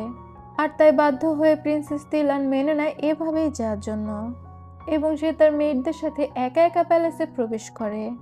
আর স্বাভাবিকভাবেই তিলানের প্রচন্ড মন খারাপ হচ্ছিল। এরপর আমরা হাইশিকে দেখতে পাই। সে তো শাওজির সাথে অনেকটা দূর চলে এসেছিল, তবে এবার হাইশি বুঝতে পেরেছিল যে শাওজি তাকে রাজ্য থেকে দূরে নিয়ে যাচ্ছে এবং কেন নিচ্ছে এটাও বুঝতে পারে। সে যে তিলানকে বাঁচিয়েছে এই ব্যাপারটা তো সবার মুখে মুখে ছড়িয়ে পড়েছিল, যে কারণে জুইং আর তার মাস্টারের সমস্যা হবে। শাওজি তখন বলে, তুমি জেদ করো না, এখান থেকে চলো, তুমি তো কিং জুকে জানো, সে অবশ্যই তোমাকে ছেড়ে দেবে না। আর জিয়ান এটাই চায়। তবে হাইশি বলে সে এভাবে তার মাস্টারকে ফেলে পালিয়ে যেতে পারবে না, যা কিছুই হোক সে ফেস করবে। এটা বলে সে ফিরে আসে। তবে সে ফিরে এসে দেখতে পায় জুইনকে অজ্ঞান অবস্থায় নিয়ে আসা হচ্ছে। হাইশি জিয়ানকে জিজ্ঞাসা করে জুইং এর কি হয়েছে। তবে জিয়ান হাইশির প্রশ্নের উত্তর না দিয়ে তাকে বলে প্যালেস থেকে চলে যেতে। হাইশি তখন বলে সে প্যালেস থেকে কেন যাবে, সে ভুল করেছে, জিয়ান চাইলে তাকে শাস্তি দিতে পারে, কিন্তু সে প্যালেস থেকে যাবে না। জিয়ান তখন বলে এই সব কিছু তোমার জন্য হয়েছে, তুমি ছোটবেলা থেকেই অনেক বেশি অবাধ্য, তুমি কখনোই আমার কথা শোনোনি। হাইশি তখন সাথে সাথে হাঁটু গেড়ে বসে বলে আপনি যদি আমাকে তাড়িয়ে দিতে চান আমি চলে যাব, তবে আজ রাত্রে আমাকে প্যালেসে থাকতে দিন, আমি জুইং এর সেবা যত্ন করতে চাই, জুইং এর অবস্থা অনেক খারাপ। জিয়ান আর কোনো কথা না বলে নিজের ঘরে ফিরে আসে। জিয়ান তো জুইং এর থেকে বেশি মার খেয়েছে, তার পিঠ পুরো রক্তাক্ত ছিল এবং সে নিজে নিজে নিজের ক্ষত জায়গায় ওষুধ লাগায়। আবারও কিং জুকে দেখানো হয়, সে প্রচন্ড ড্রিঙ্ক করে তার কুইন প্রিন্সেস জিজানের মেমোরিয়ালের পাশে বসেছিল। তখনই তার ইউনিস এসে খবর দেয় বাইরে প্রিন্সেস তিলান দাঁড়িয়ে আছে। জু তখন প্রিন্সেস তিলানকে ভেতরে আসার অনুমতি দেয়। তিলান ভেতরে এসে জুকে গ্রেটিং করলে জু চিৎকার দিয়ে বলে ওঠে বেয়াদব, তুমি দেখতে পাচ্ছ না এখানে আমার কুইন আছে। তিলান তখন আবারও ঠিক করে জু আর কুইন দুইজনকে গ্রেটিং করে। কিং জু প্রিন্সেস তিলানকে বলে তুমি আমার সামনে ঘোমটা দিয়ে আছো কেন। প্রিন্সেস তিলান দ্রুত তার ঘোমটা সরিয়ে বলে আমাদের রাজ্যের নিয়ম অনুযায়ী ঘোমটা দিতে হয়, তবে এখন আপনি আমার হাজবেন্ড, আপনার সামনে ঘোমটা সরাতে কোনো সমস্যা নেই। জু তখন সেখান থেকে উঠে যাচ্ছিল, তবে হঠাৎ তার চোখ পড়ে প্রিন্সেস তিলানের গলার লকেটের উপরে, যেটা ছিল একটা ড্রাগন লকেট, আর সেটা একদম সেম প্রিন্সেস জিজানের গলার লকেটের মতো। আর ওই লকেট দেখে কিং জু প্রচন্ড রেগে যায়। সে তিলানের হাত ধরে বলে তুমি এই লকেট কোথায় পেলে। তিলান তখন বলে আমি ছোটবেলা থেকে এই লকেট পরছি। জু যখন তিলানের মুখ দেখে সে তো অবাক হয়ে যায়, তিলানের মুখ একদম জিজানের মতো দেখতে। জু তখন তিলানের গলা টিপে ধরে বলে তুমি একদম তোমার বোনের মতো দেখতে, তবে তুমি তো জিজান না, জিজান শুধুমাত্র জিজানই ছিল, তুমি জিজানের মতো দেখতে হলেও তুমি ফেক। এইটা বলে সে তিলানকে ধাক্কা মেরে ফেলে দেয়। সবাই তো সেখানে ভয় পেয়ে কিং জুকে শান্ত হতে বলছিল। কিং জু তিলানকে সেখান থেকে বের হয়ে যেতে বলে। তিলানের মেয়েরা দ্রুত তাকে ধরে নিয়ে সেখান থেকে বের হয়ে যায়। আর এরপরেই কিং জু জিয়ানের প্যালেসে তিলানের ছবি পাঠায়, যে ছবিটা জিয়ান দেখে নিজের চোখকে বিশ্বাস করতে পারছিল না। তাই সে পিছনে সরে যায় এবং বলতে থাকে এই ছবিটা আমি স্পষ্ট দেখতে পাচ্ছি না, আমি এখানেই হাঁটু গেড়ে বসে থাকবো যতক্ষণ না এই ছবি আমি স্পষ্ট দেখতে পাই। হাইশি তখন জিয়ানের কাছে গিয়ে বলে মাস্টার আপনি অসুস্থ, আপনি এখানে হাঁটু গেড়ে বসে থাকলে আরো বেশি অসুস্থ হয়ে যাবেন। তবে জিয়ান ঝাড়ি মেরে সবাইকে সেখান থেকে চলে যেতে বলে। সবাই সেখান থেকে চলে গেলেও হাইশি সেখান থেকে চলে যায় না। জিয়ান বিড়বিড় করে বলতে থাকে তার কারণে কুইন জিজান মারা গিয়েছে। আমরা জানতে পারি প্রিন্স ই যখন বিদ্রোহ ঘোষণা করেছিল সেই সময় তো রাজ্যে তুমুল যুদ্ধ লেগেছিল, আর সেই যুদ্ধের সময় কুইন জিজান মারা গিয়েছে। আর জিয়ান মনে করতো তার কারণে জিজানের মৃত্যু হয়েছে। সারা রাত ধরে বৃষ্টি নামতে থাকে, যে বৃষ্টির মধ্যে হাইশি আর জিয়ান সেখানেই বসে থাকে। তবে মাঝরাতে সে হাইশির কাঁধের উপর অজ্ঞান হয়ে যায়, আর হাইশি জিয়ানকে সেভাবেই নিয়ে বসে থাকে সারা রাত। সকালবেলা হাইশিও আর নিজেকে কন্ট্রোল করতে পারছিল না। প্যালেসের অন্যান্য সৈন্যরা দ্রুত সেখানে আসে এবং জিয়ানকে ভিতরে নিয়ে যাওয়া হয়। হাইশি প্রচন্ড টেনশনে পায়চারি করছিল, আর এখানে হাইশি জানতে পারে জিয়ানকেও আঘাত করা হয়েছে। হাইশি জিয়ানের জন্য কান্না করছিল। ডাক্তার জিয়ানের চিকিৎসা করে যাওয়ার পর হাইশি সারা রাত ধরে জিয়ানের সেবা যত্ন করে। তবে সকালবেলা যখন হাইশির ঘুম ভাঙে সে জিয়ানের ক্ষতর দিকে তাকিয়ে প্রচন্ড রেগে যায়। হাইশির প্রচন্ড ক্ষোভ হতে থাকে, আর সে সাথে সাথে জিয়ানের ঘর থেকে বের হয়ে যায়। হাইশি নিজের ঘরে ফিরে আসে এবং তার মায়ের দেয়া সেই জালের কাঁটাটা বের করে এবং সে সিদ্ধান্ত নেয় সে কিং জুকে হত্যা করবে। আর তাই সে সাথে সাথে প্যালেসে চলে যায়। প্যালেসের গার্ডরা তো তাকে এমনি এমনি ঢুকতে দিবে না, সে জিফিং প্যাভিলিয়ন মানে জিয়ানের সিল নিয়ে এসেছিল। সে গার্ডদের বলে জিয়ান তাকে এখানে পাঠিয়েছে, তাই তারা হাইশিকে ভিতরে ঢুকতে দেয়। তবে জিয়ানের জ্ঞান ফিরতে সে জুইং এর ব্যাপারে জিজ্ঞাসা করলে জানতে পারে জুইন এখন কিছুটা সুস্থ। আর তারপর হাইশির ব্যাপারে জিজ্ঞাসা করলে সাউজি জানায় সে ভোরবেলায় প্যালেস থেকে বের হয়ে গিয়েছে। জিয়ান বুঝতে পারে হাইশি কিং জুকে মারতে গিয়েছে এরপরেই দেখা যায় প্রিন্সেস তিলানের মেয়েরা বলছিল, আপনি নিশ্চিত আপনি এই পিঠাগুলো নিয়ে রাজার কাছে যেতে চান? প্রিন্সেস তিলান বলে, ওগুলো বের করো। মেয়েরা পিঠা বের করে দিলে প্রিন্সেস তিলান কেবলই সেই পিঠাগুলো হাতে নেয়, আর ঘুরতেই সে দেখতে পায় পেছনে কিং জু দাঁড়িয়ে আছে। ফার্স্টের একটা সিনে দেখা যায় জিজান এই পিঠাগুলো জুকে বানিয়ে খাইয়েছিল। ব্যাস সেটা মনে পড়তে জু প্রচন্ড রেগে পিঠাগুলো ছুঁড়ে ফেলে দেয় এবং তিলানকে দেয়ালের সাথে ঠেসে ধরে বলে, তোমাকে আমার উপর স্পাই করার জন্য কে পাঠিয়েছে? তিলান তখন বলে, আমি শুধু আমার নেকলেসটা ফেরত নিতে চাচ্ছিলাম, সেটা আমি ছোটবেলা থেকে আমার গলায় পরছি। এটা শুনে জু প্রচন্ড রেগে যায় এবং তিলানের গলা টিপে ধরে। তিলানের মেয়েরা এবং ইউনুস অনুরোধ করে তিলানকে ছেড়ে দিতে। জু তখন রেগে তিলানকে ছেড়ে দিয়ে সেখান থেকে চলে যায়।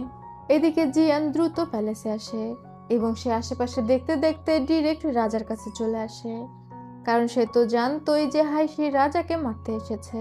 তবে জিয়ানকে দেখে রাজা বলে, তুমি সঠিক সময় এসেছো, এবং সে প্রিন্সেস তিলানকে ডেকে পাঠায়। প্রিন্সেস তিলান যখন সেখানে আসে, জু তখন জিয়ানকে বলে, দেখো তো ছবির মতো কিনা। জিয়ান প্রিন্সেস তিলানের দিকে তাকিয়ে অবাক হয়ে যায়। জু তখন বলে, আমি তোমাকে যদি প্রিন্সেস তিলানকে দিয়ে দিই। উপর থেকে হাইশি এসব কথা শুনছিল আর তার প্রচন্ড রাগ হচ্ছিল, যে কারণে সে জালের কাঠিটি শক্ত করে ধরে আর এতে একটু সাউন্ড হয়। কিং জু তখন বলে, এখানে কে আছে, বেরিয়ে এসো। ব্যাস হাইশি সেখান থেকে বেরিয়ে আসে, ডিরেক্ট জুয়ের উপর আক্রমণ করার চেষ্টা করে। তবে সেখানে তো জিয়ান আছে। জিয়ান সাথে সাথে হাইশিকে ধরে ফেলে। সে হাইশিকে চেপে ধরে রাখে, হাইশি তো নড়তেই পারছিল না। প্যালেসের অন্যান্য সৈন্যরা দৌড়ে ভিতরে আসলে জু তাদেরকে বেরিয়ে যেতে বলে। তখনই প্রিন্সেস তিলানের মেড বলে ওঠে, মিস্টার হাইশি। এটা শুনে রাজা বলে, তোমরা একে অপরকে চেনো? ও হ্যাঁ হ্যাঁ, হাইশি তো তোমাকে বাঁচিয়েছে। তাহলে আমি তো ভুল ম্যাচ করছিলাম, বরং প্রিন্সেস তিলানকে আমি হাইশিকেই দিয়ে দিই। প্রিন্সেস তিলানের মনেও হয়তো হাইশির জন্য ভালোবাসা রয়েছে। হাইশি তখন চিৎকার করে বলে, আপনি আপনার নীতি নৈতিকতা হারিয়েছেন, তাই বলে সবাই তো আপনার মতো না। প্রিন্সেস তিলান কি ভুল করেছে, আমার মাস্টার আর জুইং বা কি ভুল করেছে? আপনি কেন তাদেরকে এমন বাজেভাবে মেরেছেন আর প্রিন্সেস তিলানকে অপবাদ দিচ্ছেন? জু তখন বলে, বাহ, তুমি তো দেখি প্রিন্সেস তিলানকে আমার সামনে ডিফেন্ড করছো, তাহলে তো তোমাদের অনেক সুন্দর একটা ভালোবাসার গল্প হবে। প্রিন্সেস তিলান উঠে দাঁড়িয়ে বলে, আমি আমার সিদ্ধান্ত নিয়ে নিয়েছি, এবং সে নিজের চুলের কাঁটা দিয়ে আত্মহত্যার চেষ্টা করে। তবে জু প্রিন্সেস তিলানের দিকে কিছু একটা ছুঁড়ে দিয়ে চুলের কাঁটাটা ফেলে দেয়। তিলান তখন হাঁটু গেড়ে বসে বলে, আমি তো আমার রাজ্যে ফিরে যেতে পারবো না, কারণ আমি বিয়ে করে এই রাজ্যে এসেছি। আমার রাজ্যে ফিরে যাওয়া আমার জন্য অপমান, তাই মৃত্যুই আমার একমাত্র উপায়। জু তখন উপহাসের হাসি দিয়ে তার ইউনুসকে বলে প্রিন্সেস তিলানকে এখান থেকে নিয়ে যেতে। ইউনুস প্রিন্সেস তিলানের নেকলেসটা তার মেয়েদের হাতে দিয়ে বলে দ্রুত সেখান থেকে চলে যেতে। জিয়ান তখনও হাইশিকে চেপে ধরে রেখেছিল। কিং জু তখন বলে, তুমি এখানে আমাকে মারার জন্য এসেছো? হাইশি তখন চিৎকার করে বলে, একদম ঠিক ধরেছেন, আমি এখানে আপনাকে হত্যা করার জন্য এসেছি। জু তখন হাইশির দিকে এগিয়ে এসে বলে, আমিও চাই তুমি আমাকে হত্যা করো, কারণ আমি বেঁচে থাকতে থাকতে ক্লান্ত হয়ে গিয়েছি। কিন্তু তুমি আমাকে হত্যা করতে চাইলে মাঝখানে আসবে তোমার মাস্টার, যে কারণে আমি তোমাকে বলবো, আগে তুমি তোমার মাস্টারকে মেরে ফেলো, তারপর তুমি আমাকে মারতে এসো।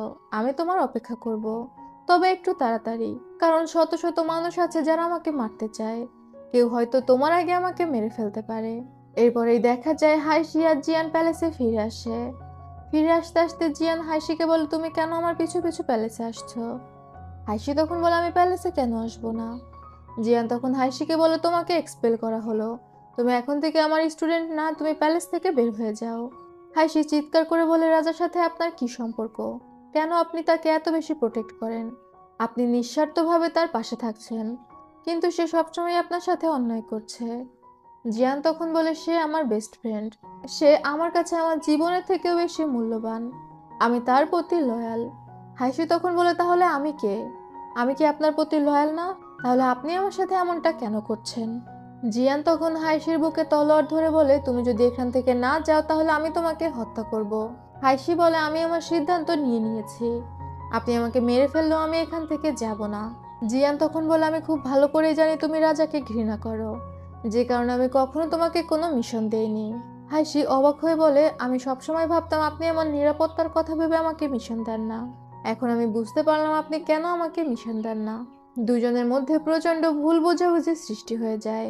জিয়ান তলোয়ার ফেলে দিয়ে সেখান থেকে চলে যায়, আর হাইসি সেখানে হাঁটু গেড়ে বসে থাকে। একটু পরে সেখানে জুয়ের ইউনুস আসে। সেখানে জুয়ের নতুন একটি অর্ডার নিয়ে এসেছিল, যেখানে কিংজু অর্ডার করেছিল হাইসিকে সেনাবাহিনীতে যোগ দেওয়ার জন্য, মানে রাজার সৈন্য হিসেবে কাজ করার জন্য। এখন রাজা যেহেতু অর্ডার করেছে, সেহেতু জিয়ান তো আর কিছুই বলবে না। এরপরে আমাদের জুইংকে দেখানো হয়। জুইং এখন অনেকটাই সুস্থ, সে উঠে চলাফেরা করতে পারছে। জিয়ান আসে জুইংকে দেখার জন্য। জুইং তখন জিয়ানকে জিজ্ঞাসা করে হাইসি কোথায়। জিয়ান বলে, তুমি অনেকটা অসুস্থ হয়ে উঠেছো, এখন তোমার রেস্ট নেওয়ার সময়। এটা বলে সেখান থেকে বের হয়ে যায়। এরপরে দেখা যায় হাইসি মন খারাপ করে একটি গাছের নিচে বসেছিল। জুইং যখন তার ঘর থেকে বের হয়, সে তো হাইসিকে দেখে অনেক খুশি হয়ে যায়। সে দৌড়ে হাইসির কাছে এসে বলে, হাইসি তুমি ফিরে এসেছো, তোমাকে আমি অনেক মিস করছিলাম। মাস্টার তো দিনে আমার সাথে 5টার বেশি কথাই বলতো না। তুমি যদি ফিরে না আসতে, তাহলে আমি আস্তে আস্তে বোবা হয়ে যেতাম। জুইং খুব উৎফুল্ল হয়ে এই কথাগুলো বলছিল, তবে হাইসি চুপচাপ বসেছিল। জুইং হাইসিকে জিজ্ঞাসা করে তার কি হয়েছে। হাসি তখন বলে সে বুঝতে পারছে না কোনটা ঠিক আর কোনটা ভুল। এরপর সে জুইংকে তার বাবার মৃত্যুর ঘটনাটি খুলে বলে, আর এসব কষ্টের কথা শুনে জুইং অনেক ইমোশনাল হয়ে যায়। সে হাইসিকে বলে একসময় সেও এসব সহ্য করতে পারতো না, সবকিছু তাকে অনেক বেশি ভাবাতো। তবে আস্তে আস্তে সবকিছু ঠিক হয়ে গিয়েছে। হাইসিও আস্তে আস্তে সবকিছুর সাথে অভ্যস্ত হয়ে যাবে এবং সবকিছু মেনে নিতে শিখে যাবে। পরদিন সকালেই হাইসি তার ব্যাগ নিয়ে বের হয়ে পড়ে। এখন যেহেতু রাজা অর্ডার করেছিল হাইসিকে অফিসিয়াল কাজ করার জন্য, তাই জিয়ান বাধ্য হয়ে হাইসিকে বিভিন্ন রকম কাজে পাঠাতো। সে এবার হাইসিকে একটা হোটেলের পর্যবেক্ষণ করতে পাঠাচ্ছিল। শাওজি হাইসিকে জিজ্ঞাসা করে সে তার মাস্টারকে বিদায় জানাবে না। হাইসি তখন দরজার সামনে থেকে জিয়ানের উদ্দেশ্যে গ্রিটিং করে এবং সেখান থেকে বের হয়ে যায়। তবে এরপরেই আমরা দেখতে পাই হাইসি জিয়ানকে অলরেডি চিঠি লিখে দিয়েছিল। সে জিয়ানকে লিখেছিল সে জিয়ানের ভালো স্টুডেন্ট হতে পারেনি। জিয়ানের কথা শোনা তো দূর, বারবার সে জিয়ানকে অমান্য করেছে, যে কারণে সে অনেক লজ্জাবোধ করছে। তবে এখন সে তার মাস্টারকে অনেকটাই বুঝতে পেরেছে, তাই সে অভিজ্ঞতার জন্য এবং মাস্টারের অর্ডার মতো দোকান পর্যবেক্ষণে চলে যাচ্ছে। চিঠিটা পাওয়ার পর জিয়ানেরও প্রচন্ড মন খারাপ হয়। সে মন খারাপ করে নিজের ঘর থেকে বের হয়ে আসে। সামনেই দাঁড়িয়ে ছিল শাওজি। শাওজি জিয়ানকে জানায় হাইসি চলে গিয়েছে। জিয়ান আনমনে হয়ে হাইসির ঘরের দিকে তাকিয়ে থাকে। এরপরেই আমরা লিউকে দেখতে পাই। সে দোকানের অন্য একটি মেয়ের সাথে কাপড় ধোয়ার জন্য পুকুরে এসেছিল। তবে তারা যখন কাপড়টা ধুয়ে তোলে, দেখা যায় কাপড়টা অনেক পাতলা আর সফট, যে কারণে খুব সহজেই কাপড়টা বাতাসে উড়ে সেখান থেকে চলে যায়। লিউ আর ওই মেয়েটি তো প্রচন্ড ভয় পেয়ে যায়, কারণ দোকানের ম্যানেজার ম্যাডাম জিউ তো অনেক রাগ করবে। এই কাপড়টা দিয়ে কনসার্ট সুরঙের জন্য ড্রেস বানানোর কথা ছিল, আর কাপড়টা অনেক দামি। তাই লিউ আর ওই মেয়েটা কাপড়টাকে খুঁজতে খুঁজতে একটা প্যালেসের মধ্যে চলে আসে, যেখানে জুইং দাঁড়িয়ে ছিল। আর ওই কাপড়টা একদম জুইং এর মাথার উপর এসে পড়ে। জুইং খেয়াল করে মেলায় সে যে মেয়েটির উপর ক্রাশ খেয়েছিল সেই মেয়েটি দৌড়ে আসছে। সে তো এক মুহূর্তের জন্য অবাক হয়ে যায়। এরপর ও উপর থেকে শুনতে পায় লিউ ওই কাপড়টা নিয়ে কথা বলছিল, যেটা একটু আগেই ওর মাথায় এসে পড়েছে। লিউ বাতাসের দেবতার কাছে প্রার্থনা করছিল যাতে কাপড়টা তাকে ফিরিয়ে দেয়, কেননা এই কাপড়টা ফিরিয়ে না নিয়ে গেলে তাকে অনেক শাস্তি পেতে হবে। লিউ এর সাথে থাকা মেয়েটা অনেক ভয় পাচ্ছিল। লিউ তখন বলে, তুমি চিন্তা করো না, আমি এই দায় আমার নিজের মাথায় তুলে নিব। জুইং উপর থেকে সবই শুনছিল, আর তার লিউয়ের এই ব্রড মেন্টালিটি খুবই ভালো লাগে। লিউ আর ওই মেয়েটা ভয়ে ভয়ে দোকানে ফিরে আসে। তবে তারা ফিরে এসে দেখতে পায় সামনে একটা টেবিলের উপর সেই কাপড়টা রাখা। কাপড়টা সুন্দর মতো ভাঁজ করে রাখা ছিল। তারা তো অবাক হয়ে যায়, এই কাপড় এখানে কিভাবে আসলো। ওই মেয়েটা তখন বলে, হয়তো বাতাসের দেবতা আমাদের প্রার্থনা শুনেছে, এখন আর আমাদের শাস্তি পেতে হবে না। দুজনেই বেশ খুশি হয়ে যায়। তবে এই কাপড়টা তো জুইং ফিরিয়ে দিয়েছিল। সে চালের উপর বসে বসে সবকিছুই দেখছিল। আবার আমাদের হাইশিকে দেখানো হয়। সে ঘোড়া নিয়ে সেই রেস্তোরাঁয় চলে আসে যেখানে তাকে ইনভেস্টিগেশন করতে হবে। রেস্তোরাঁতে ঢুকে সে থাকার জন্য একটি রুম চায়। তবে এখানে ঢুকেই হাইশির বেশ সন্দেহ হয়। সেখানে দায়িত্বরত একটি মেয়ে হাইশিকে রুম দেখিয়ে দেয়, আর এরপরই দেখা যায় হাইশির সন্দেহই ঠিক।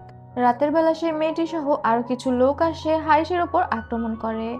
এরা আসলে ডাকাত দল, যারা এই রেস্তোরাঁতে রাতের বেলা থাকে তাদেরকে মেরে ফেলে তাদের জিনিসপত্র ডাকাতি করে নেয়। তবে হাইশি তো সাধারণ কেউ ছিল না। সে খুব ভালোভাবে ফাইট ব্যাক করে সবাইকে ধরাশায়ী করে ফেলে। হাইশি একটা জায়গায় একটা লোককে বাঁধা অবস্থায় দেখে। সে লোকটির মুখ থেকে কাপড় সরাতে এই লোকটি বলে সে এই রেস্তোরাঁর মালিক। এই ডাকাত দল তাকে এভাবে আটকে রেখে রেস্তোরাঁ চালাচ্ছে। হাসি তখন ওই লোকটিকে মুক্ত করে দেয়। তখনই কিছু সৈন্য সেখানে আসলে লোকটি দৌড়ে বের হয়ে যায় ওইসব সৈন্যদের বলে, এই ছেলেটি ডাকাত, সে আমাকে বেঁধে রেখে আমার রেস্তোরাঁ লুট করছিল। মানে হাইশিকে উল্টো দোষ দেয়। এরা সবাই আসলে একটা গ্রুপ ছিল। ওইসব সৈন্যরা তো হাইশিকে ধরে ফেলছিল। তখনই সেখানে জিয়ান চলে আসে। জিয়ান ওই সৈন্যদের বলে, তোমাদের মাস্টারকে যে বলে দিও এখনো সুযোগ আছে ভালো হয়ে যাওয়ার, না হলে তার জন্য চরম পরিণতি অপেক্ষা করছে। এটা বলে সে হাইশিকে নিয়ে প্যালেসে ফিরে আসে। হাইশি তার হাতে আঘাত পেয়েছিল। প্যালেসে ফিরতে ফিরতে জিয়ান বলে, তোমার হাতের ক্ষততে ওষুধ লাগিও, যাও নিজের রুমে গিয়ে ফ্রেশ হও। এটা শুনে তো হাইশি খুশি হয়ে যায়। তার মানে জিয়ান তাকে এখন আর প্যালেস থেকে বের হয়ে যেতে বলছে না। আবারও আমাদের লিউকে দেখানো হয়। সে বাতাসের দেবতার জন্য কিছু কেক তৈরি করে, তাকে ধন্যবাদ দেওয়ার জন্য, যেহেতু সেই দামি কাপড়টি সে ফিরিয়ে দিয়েছে। আর সে বাতাসের দেবতার জন্য প্রার্থনা করছিল। তখনই একটা মেয়ে লিউয়ের কাছে আসে। সে লিউকে কিছু ডিজাইন দেখিয়ে তার থেকে একটা চয়েস করে দিতে বলছিল, কাপড়ের মধ্যে এমব্রয়ডারি করার জন্য। লিউ তখন ওই ডিজাইন বইটি ঘেটে ঘুটে একটা ডিজাইন চয়েস করে দেয়। মেয়েটি খুশি হয়ে সেখান থেকে চলে যায়। তবে ওই মেয়েটি যেতে লিউ যখন ঘুরে তাকায়, সে দেখতে পায় বাতাসের দেবতাকে দেওয়া তার কেকগুলো আর নেই। সেখানে একটা ফুলের তোড়া আছে। জুইং চালের উপর বসে বসে মজা দেখছিল। জুইং ওই কেকগুলো নিয়ে নিয়েছিল। এরপরে দেখা যায় হাইশি প্র্যাকটিস করতে যাচ্ছিল। তবে তার হাত যেহেতু কাটা ছিল, সে ধনুকটাকে ঠিকভাবে ধরতে পারছিল না। তখন জিয়ান আসে তাকে সাহায্য করার জন্য। সে হাইশির হাতে হাত রেখে তীরটা টেনে ধরে। হাসি তখন জিয়ানকে জিজ্ঞাসা করে, মাস্টার, গতদিন কি আপনি আমাকে ফলো করে করে সেই জায়গায় গিয়েছিলেন, কারণ আপনি আমাকে নিয়ে চিন্তিত ছিলেন? জিয়ান বলে, তীরের দিকে মনোযোগ দাও। সে হাইশির হাতে হাত রেখে তীরটা সঠিক স্থানে লাগিয়ে দেয়। আর তারপর বলে, হাতের ক্ষতর দিকে যত্ন নিও। এটা বলে সেখান থেকে চলে যায়। হাইশি বুঝতে পারে জিয়ান আস্তে আস্তে তার প্রতি নরম হচ্ছে। এরপরে দেখা যায় জুইং খুশি মনে প্যালেসে ফিরছিল। হাইশিও খুশি মনে হেঁটে আসছিল। জুইং তখন বলে, 2 দিন আগে তোমাকে দেখে মনে হচ্ছিল তুমি সন্ন্যাসী হয়ে যাবে, অথচ আজ যখন মাস্টার তোমার সাথে একটু ভালো করে কথা বলেছে, তুমি তো খুশিতে লাফালাফি করছো। এটা শুনে হাসি বলে, তুমিও তো অনেক খুশি, মনে হচ্ছে তুমি কারো প্রেমে পড়ে গিয়েছো। জুইং তখন অপ্রস্তুত হয়ে বলে, তোমাকে ইম্পেরিয়াল এক্সামিনেশনে বসতে হবে, তুমি বরং সেটারই প্রস্তুতি নাও। হাসি প্রথমবারের মতো জানতে পারে রাজা আদেশ করেছে তাকে সেনাবাহিনীতে যোগ দেওয়ার জন্য। আর সেনাবাহিনীতে যোগ দেওয়ার জন্য তো তাকে অবশ্যই বিভিন্ন পরীক্ষার মধ্যে দিয়ে যেতে হবে। এটা শুনে হাইশি অস্থির হয়ে যায়। জেনারেল সু পরীক্ষার ব্যাপারে সবকিছু বলছিল এবং সে পরীক্ষার দিন তারিখ ঠিক করে রাজার কাছে অনুমতি নিচ্ছিল। এটা অনেক ইম্পর্ট্যান্ট একটা জিনিস ছিল। এই পরীক্ষার দায়িত্বে ছিল জেনারেল সু। কিং জুয়ের ভাই জি চেং ঝিমাচ্ছিল, আর সে ঝিমাতে গেলে তার কাপড়ের ভিতর থেকে সেই ঈগলের ডিমটি পড়ে ভেঙে যায়। সবাই এতে বেশ বিরক্ত হয়। জু তখন একটু বিরক্ত হয়ে বলে, আজকের মতো কোর্ট এখানেই শেষ, তোমরা সবাই যেতে পারো। পরবর্তী সিনে আমাদের কিং জুকে দেখানো হয়। সে যখন আসছিল, সে তখন তিলানের মেয়েটদের কথা শুনতে পায়, যেখানে তিলানের মেয়েট বলছিল তিলান আর মিস্টার তাং খুব ভালো বন্ধু ছিল। তারা ছোট থেকে একসাথে বড় হয়েছে, অনেকটা ভাই বোনের মতো। অথচ এখানে এসে তিলান একবারের জন্য মিস্টার তাং এর সাথে দেখা করেনি। তবে এসব কিং জু শুনতে পেয়ে যায়, আর সে আবারও একটা সুযোগ পেয়ে যায় তিলানকে প্যালেস থেকে বের করার।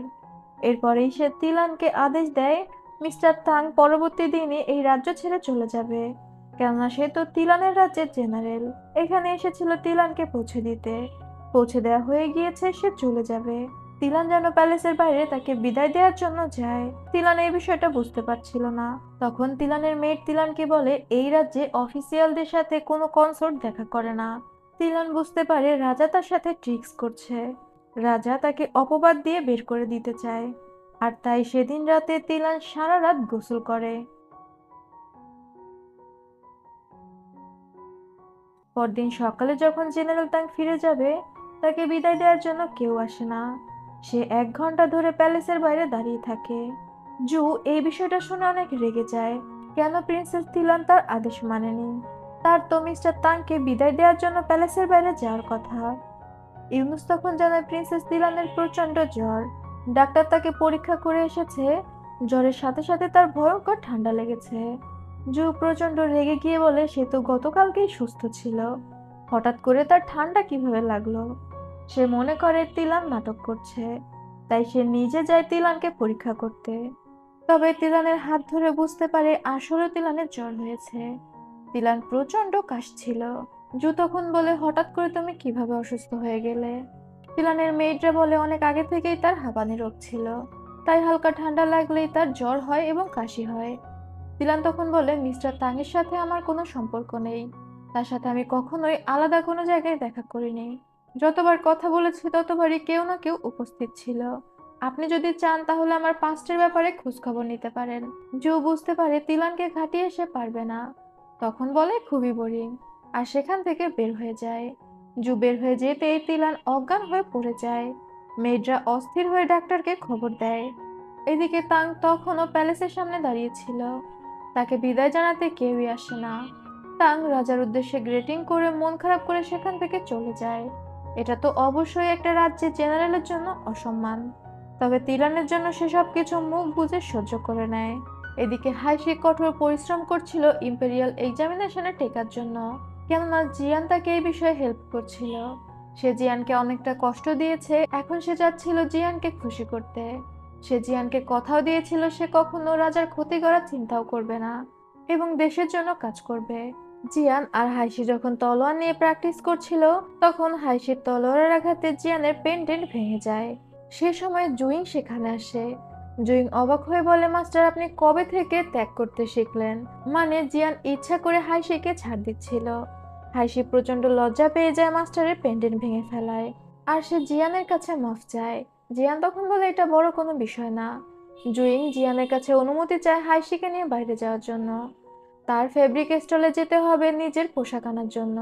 জুইং রিসেন্টলি সেনাবাহিনীর লিডার হয়েছে, তাই সেনাবাহিনীর লিডারদের জন্য যে কোড বানানো হয় তার জন্য সে কোড বানাতে দেওয়া হয়েছিল, আর সেটা বানাচ্ছিল লিউ।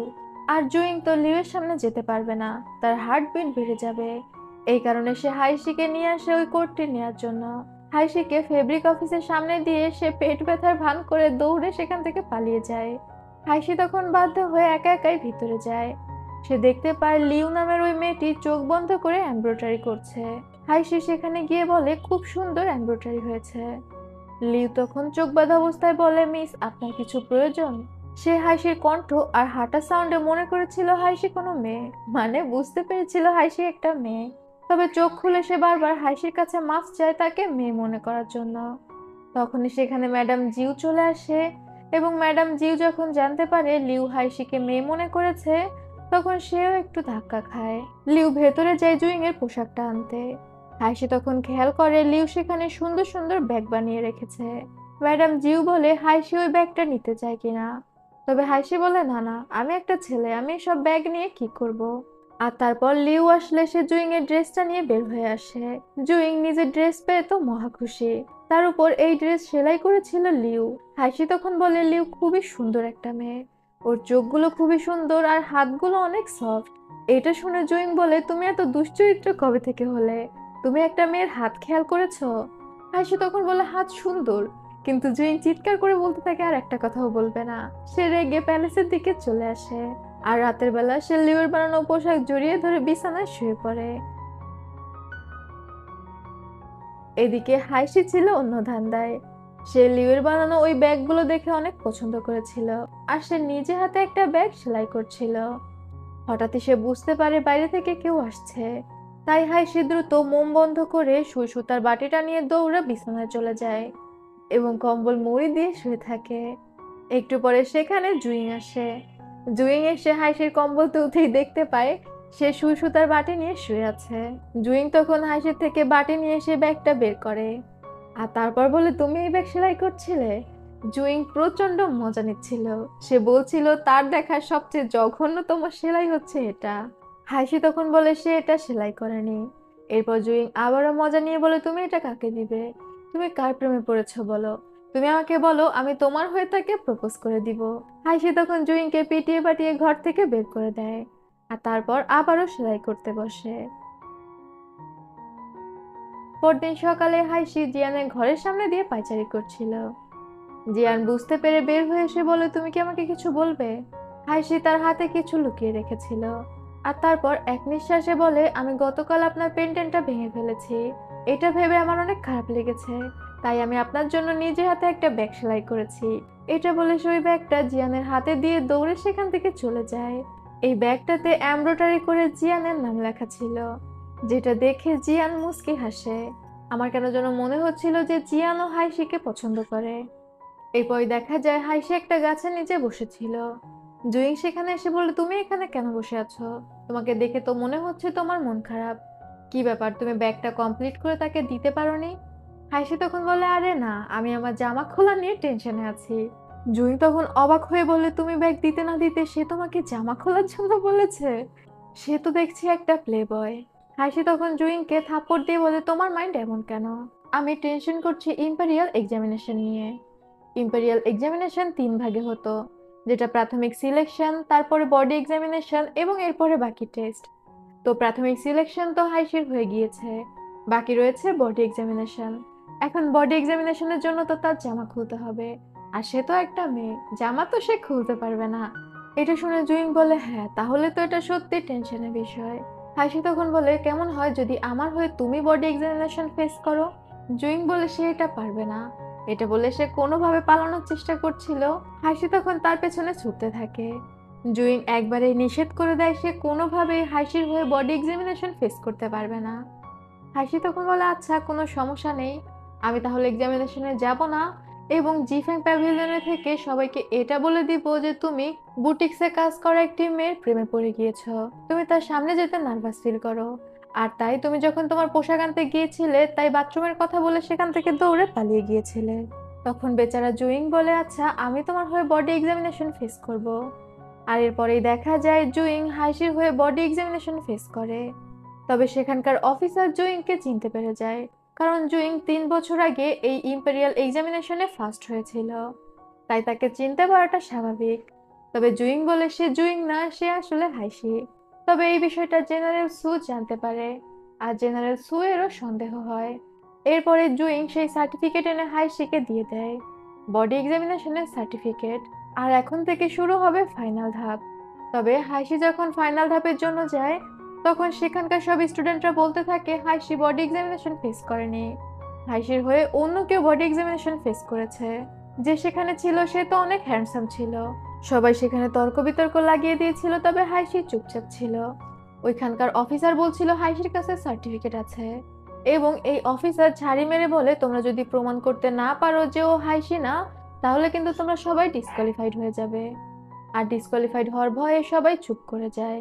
সবাইকে তো একটা ঘরেই থাকতে দেয়া হয়, তাই রাতের বেলা হাইসি গন্ধে আর নাক ডাকার শব্দে ঘুমাতেই পারছিল না। এই কারণে সে সেখান থেকে উঠে চলে যায়। তবে সেখানকার অনেকেই জেগেছিল, যারা হাইসির বিরুদ্ধে কথা বলছিল। হাইসি বাইরে গিয়ে একটা খামের সাথে হেলান দিয়ে ঘুমানোর চেষ্টা করে। তখনই ওই ছেলেগুলো হাইসির উপর আক্রমণ করে দেয়।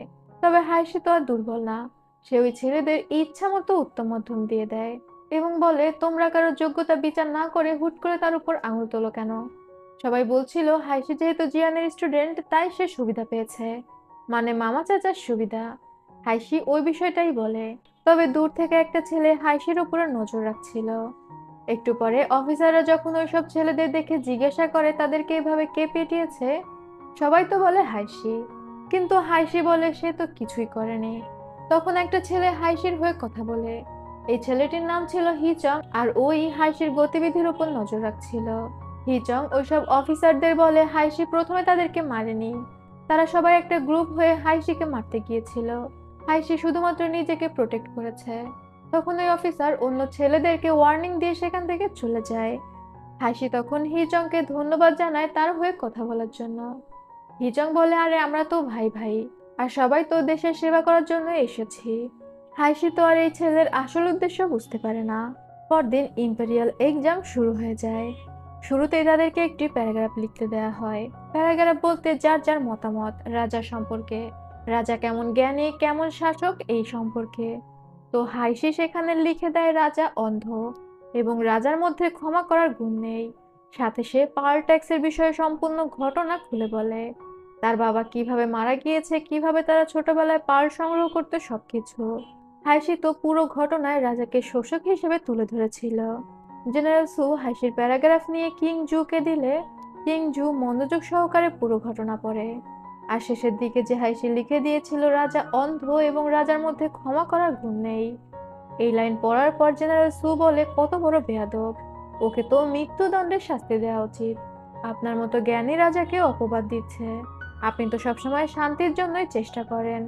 তবে কিংজু বলে হাইসি অনেক সাহসিকতার পরিচয় দিয়েছে, তাই সে হাইসিকে ফার্স্ট বানাতে চায়। জেনারেল সু কিছু বলতে চাচ্ছিল, তবে জু ঝাড়ি মেরে বলে, তাহলে তুমি আমার কাছে সিদ্ধান্তের জন্য কেন এসেছো? যদি আমার সিদ্ধান্তের উপর তোমার কোনো কথা থাকে। জেনারেল সু আর কিছু বলতে পারে না। তবে পরদিন কোর্টে কিংজু প্রচন্ড রেগে যায়। সে তো হাইসির লেখা থেকে জানতে পেরেছিল পার্লের জন্য জেলেদের উপর কতটা অত্যাচার করা হয়। সে ওইসব এলাকায় দায়িত্বরত মন্ত্রীদের জিজ্ঞাসা করে এগুলো সত্য কিনা। সে শুধুমাত্র 10% ট্যাক্স ধার্য করেছিল, তাহলে তার 10 গুণ কেন আদায় করা হয়, আর বাকি পাওয়ারগুলো কারা নেয়? কিংজু হুঙ্কার দিয়ে বলে দেয় এই বিষয়টা ইনভেস্টিগেশন করার জন্য। এমনকি পার্ল ট্যাক্সের করাপশনের সাথে যারা যারা যুক্ত আছে সবাইকে মৃত্যুদণ্ডের শাস্তি দেওয়া হবে। মন্ত্রীরা তো প্রচন্ড ভয় পেয়ে যায়। দুইজনকে কিংজু কারাগারে নিক্ষেপ করে। মানে সে পুরো রেগে গিয়েছিল এই বিষয়টা জানতে পেরে। পরদিন দেখা যায় হাইশিকে ফার্স্ট ঘোষণা করা হয় এবং হিচং নামে যে ছেলেটা ছিল সে হয় সেকেন্ড। তখন সেখানে উপস্থিত অন্যান্য ছেলেরা সবাই হাইশিকে কংগ্রাচুলেশন জানায়। পরবর্তী পরীক্ষা হবে 5 দিন পর এবং 3 দিন তাদের ছুটি ছিল, যে যার বাড়িতে ফিরে যেতে পারে। হাইশি প্রচন্ড খুশি মনে বাড়ি ফিরে আসে। সে জুইংকে জানায় সে যে ফার্স্ট হয়েছে জুইং জানে কিনা, মাস্টারই বা জানে কিনা। জুইং জানায় যে মাস্টার জানে, তবে মাস্টার প্যালেসে একটি কাজে গিয়েছে। কিংজু জিয়ানকে ডেকে পাঠিয়েছিল পার্ল ট্যাক্সের ব্যাপারে ইনভেস্টিগেশন করার জন্য। জিয়ান তখন বলে সে আগে থেকে এই বিষয়ে জানে আর সে বহুদিন ধরে গোপনে ইনভেস্টিগেশন করছে। জু তখন রেগে গিয়ে বলে, তুমি আমাকে জানানোর প্রয়োজন মনে করলে না? জিয়ান তখন বলে, আপনিই তো বলেছেন আমি আপনার সাধারণ একজন চাকর, সবকিছু না জেনে কিভাবে আপনার সিদ্ধান্তের উপর কথা বলি। জু তখন বলে, তার মানে হাইশি আমাকে সেদিন মারতে এসেছিল শুধুমাত্র তিলানের জন্য না, পার্ল ট্যাক্সের জন্য? জিয়ান চুপ করে থাকে। হঠাৎ জুয়ের চোখ পড়ে জিলানের কোমরে থাকা ব্যাগের দিকে, যে ব্যাগটা হাইশি জিয়ানকে দিয়েছিল। সে তখন ওই ব্যাগটা ধরে বলে, ফেব্রিক অফিসিয়ালরা এত জঘন্য এমব্রয়ডারি কবে থেকে শুরু করেছে? মনে হচ্ছে ম্যাডাম জিউয়ের বয়স হয়েছে, তাকে রিটায়ার্ডে দিতে হবে। জিয়ান তখন বলে, এটা ফেব্রিক অফিসিয়াল থেকে আসেনি, এটা তাকে পার্সোনালি কেউ দিয়েছে, আর তার মনে হয় এটা বেশ সুন্দর। রাতের বেলা জিয়ান ওই ব্যাগটার দিকে তাকিয়ে হাইশির কথা ভাবছিল আর সে আনমনে হেসে ফেলে। পরদিন সকালে হাইশি দৌড়ে জিয়ানের কাছে আসে। সে তো অনেক খুশি ছিল তার ফার্স্ট হওয়া নিয়ে, ওইটাই সে জিয়ানকে বলতে আসছিল। তবে সে জিয়ানের কোমরে তার দেয়া ব্যাগটা না দেখতে পেয়ে একটু মন খারাপ করে। জিয়ান তখন বলে, আমি ভুল করে ঘরে ফেলে এসেছি। হাইশি অপ্রস্তুত হয়ে বলে, আরে ওটা সাধারণ একটা বিষয়, আমি তো আপনাকে আমার ফার্স্ট হওয়ার বিষয়টি বলতে এসেছি। জিয়ান তখন বলে, আমি কালই শুনেছি আর আমি তোমাকে নিয়ে গর্বিত। এটা বলে সে হাইশিকে তার নিজের একটা আংটি উপহার দেয়। হাইশি তো আংটি পেয়ে মহা খুশি। রাতের বেলা হাইশি তার বুড়ো আঙুলে আংটিটা দিয়ে দেখছিল, কারণ আংটিটা অনেক বড়, হাইশির কোনো আঙুলে লাগছিল না। সে সেটাকে একটা চেন দিয়ে পেন্ডেন্ট হিসেবে পরার সিদ্ধান্ত নেয়। আর সেই আংটিটা দেখতে দেখতে হাইশি আবারও কল্পনা করে জিয়ান তাকে কিস করছে। আর হঠাৎ সেই আংটিটা হাইশির মুখের উপর পড়ায় সে কল্পনা থেকে বের হয়ে আসে। পরদিন ছিল তীর চালনার পরীক্ষা। হিচং এর 3টি তীরই লক্ষ্যভেদ করে। তবে যখন হাইশির পালা আসে, তখন আমরা দেখতে পাই হাইশিকে যে ঘোড়াটা দেয়া হয়েছে ঘোড়াটা একটু পাগলাটে ছিল। হাইশি সেই ঘোড়াতে ওঠার পরে ঘোড়াটা লাফালাফি করতে শুরু করে। হাইশি বুঝতে পারছিল না ঘোড়াটাকে কিভাবে নিয়ন্ত্রণ করবে। তখন সে জিয়ানের কিছু কথা চিন্তা করে, যেখানে জিয়ান তাকে বলেছিল ঘোড়াকে নিয়ন্ত্রণ করতে হলে ঘোড়ার পার্সোনালিটি বুঝতে হবে ঘোড়াটির কি সমস্যা হচ্ছে এবং ঘোড়াকে কমফোর্ট ফিল করাতে হবে। হাইশি সেসব চিন্তা করে এবং ঘোড়াটা যখন লাফ দেয় সে কয়েক সেকেন্ডের মধ্যে 3টা তীর একসাথে মারে আর 3টা তীরই লক্ষ্যভেদ করে এবং এই রাউন্ডেও হাইশি জিতে যায়। শাওজি জিয়ানকে সে খবরটা দেয়। সাথে ওই খবরটাও দেয় যে হাইশির যে ঘোড়াটা ছিল সেটা হঠাৎ করে পাগলামি শুরু করেছিল। জিয়ান তখন বলে সে জানে অফিসারদের মধ্যে কেউ আছে যে চাচ্ছে না হাইশি জিতে যাক, তাই ফাইনাল রাউন্ডে তাদেরকে আরো বেশি সতর্ক হতে হবে। এবং সে শাওজিকে দায়িত্ব দেয় এটা ইনভেস্টিগেশন করার জন্য যে কে হাইশিকে বাধা দিচ্ছে। এরপরেই দেখা যায় জুইং আসে প্রিন্সেস তিলানের কাছে। জুইংকে হাইশি পাঠিয়েছিল কিছু গিফট নিয়ে। হাইশি তিলানের জন্য একটি ব্রেসলেট এবং একটি খরগোশ পাঠিয়েছিল। তিলান যেহেতু প্যালেসে দীর্ঘ সময় একা একা থাকতো, তাই সে যাতে খরগোশটা নিয়ে ব্যস্ত থাকতে পারে। তিলান তো খরগোশটা পেয়ে অনেক খুশি হয়ে যায়। জুইং তখন জিজ্ঞাসা করে সব মেয়েরাই কি খরগোশ পছন্দ করে।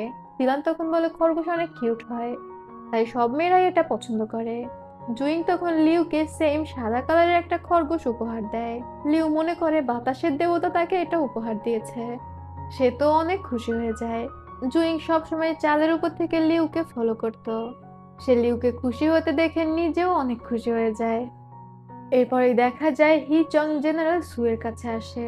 জেনারেল সুই হি চংকে নিয়ে এসেছিল এবং সে হি চংকে সমস্ত পরীক্ষার বিষয়গুলো আগেই বলে দিত, যে কারণে হাইশি ফার্স্ট হলেও সবসময় হি চং সেকেন্ড হতো। সে এবার হি চংকে কিছু বিষাক্ত সুচ দেখায়, যেগুলো সুযোগ করে হাইশির ঘাড়ে ফুটিয়ে দিতে হবে, তাহলে হাইশি মুহূর্তেই মারা যাবে। হাইশি যাতে কোনোভাবে ফার্স্ট না হতে পারে সেই কারণেই জেনারেল সুয়ের এত পরিশ্রম। এদিকে জিয়ানও বসে নেই। সে তার মাস্ক পরে রেডি হয়ে গিয়েছিল হাইশির সাথে ফাইনাল রাউন্ডে থাকার জন্য।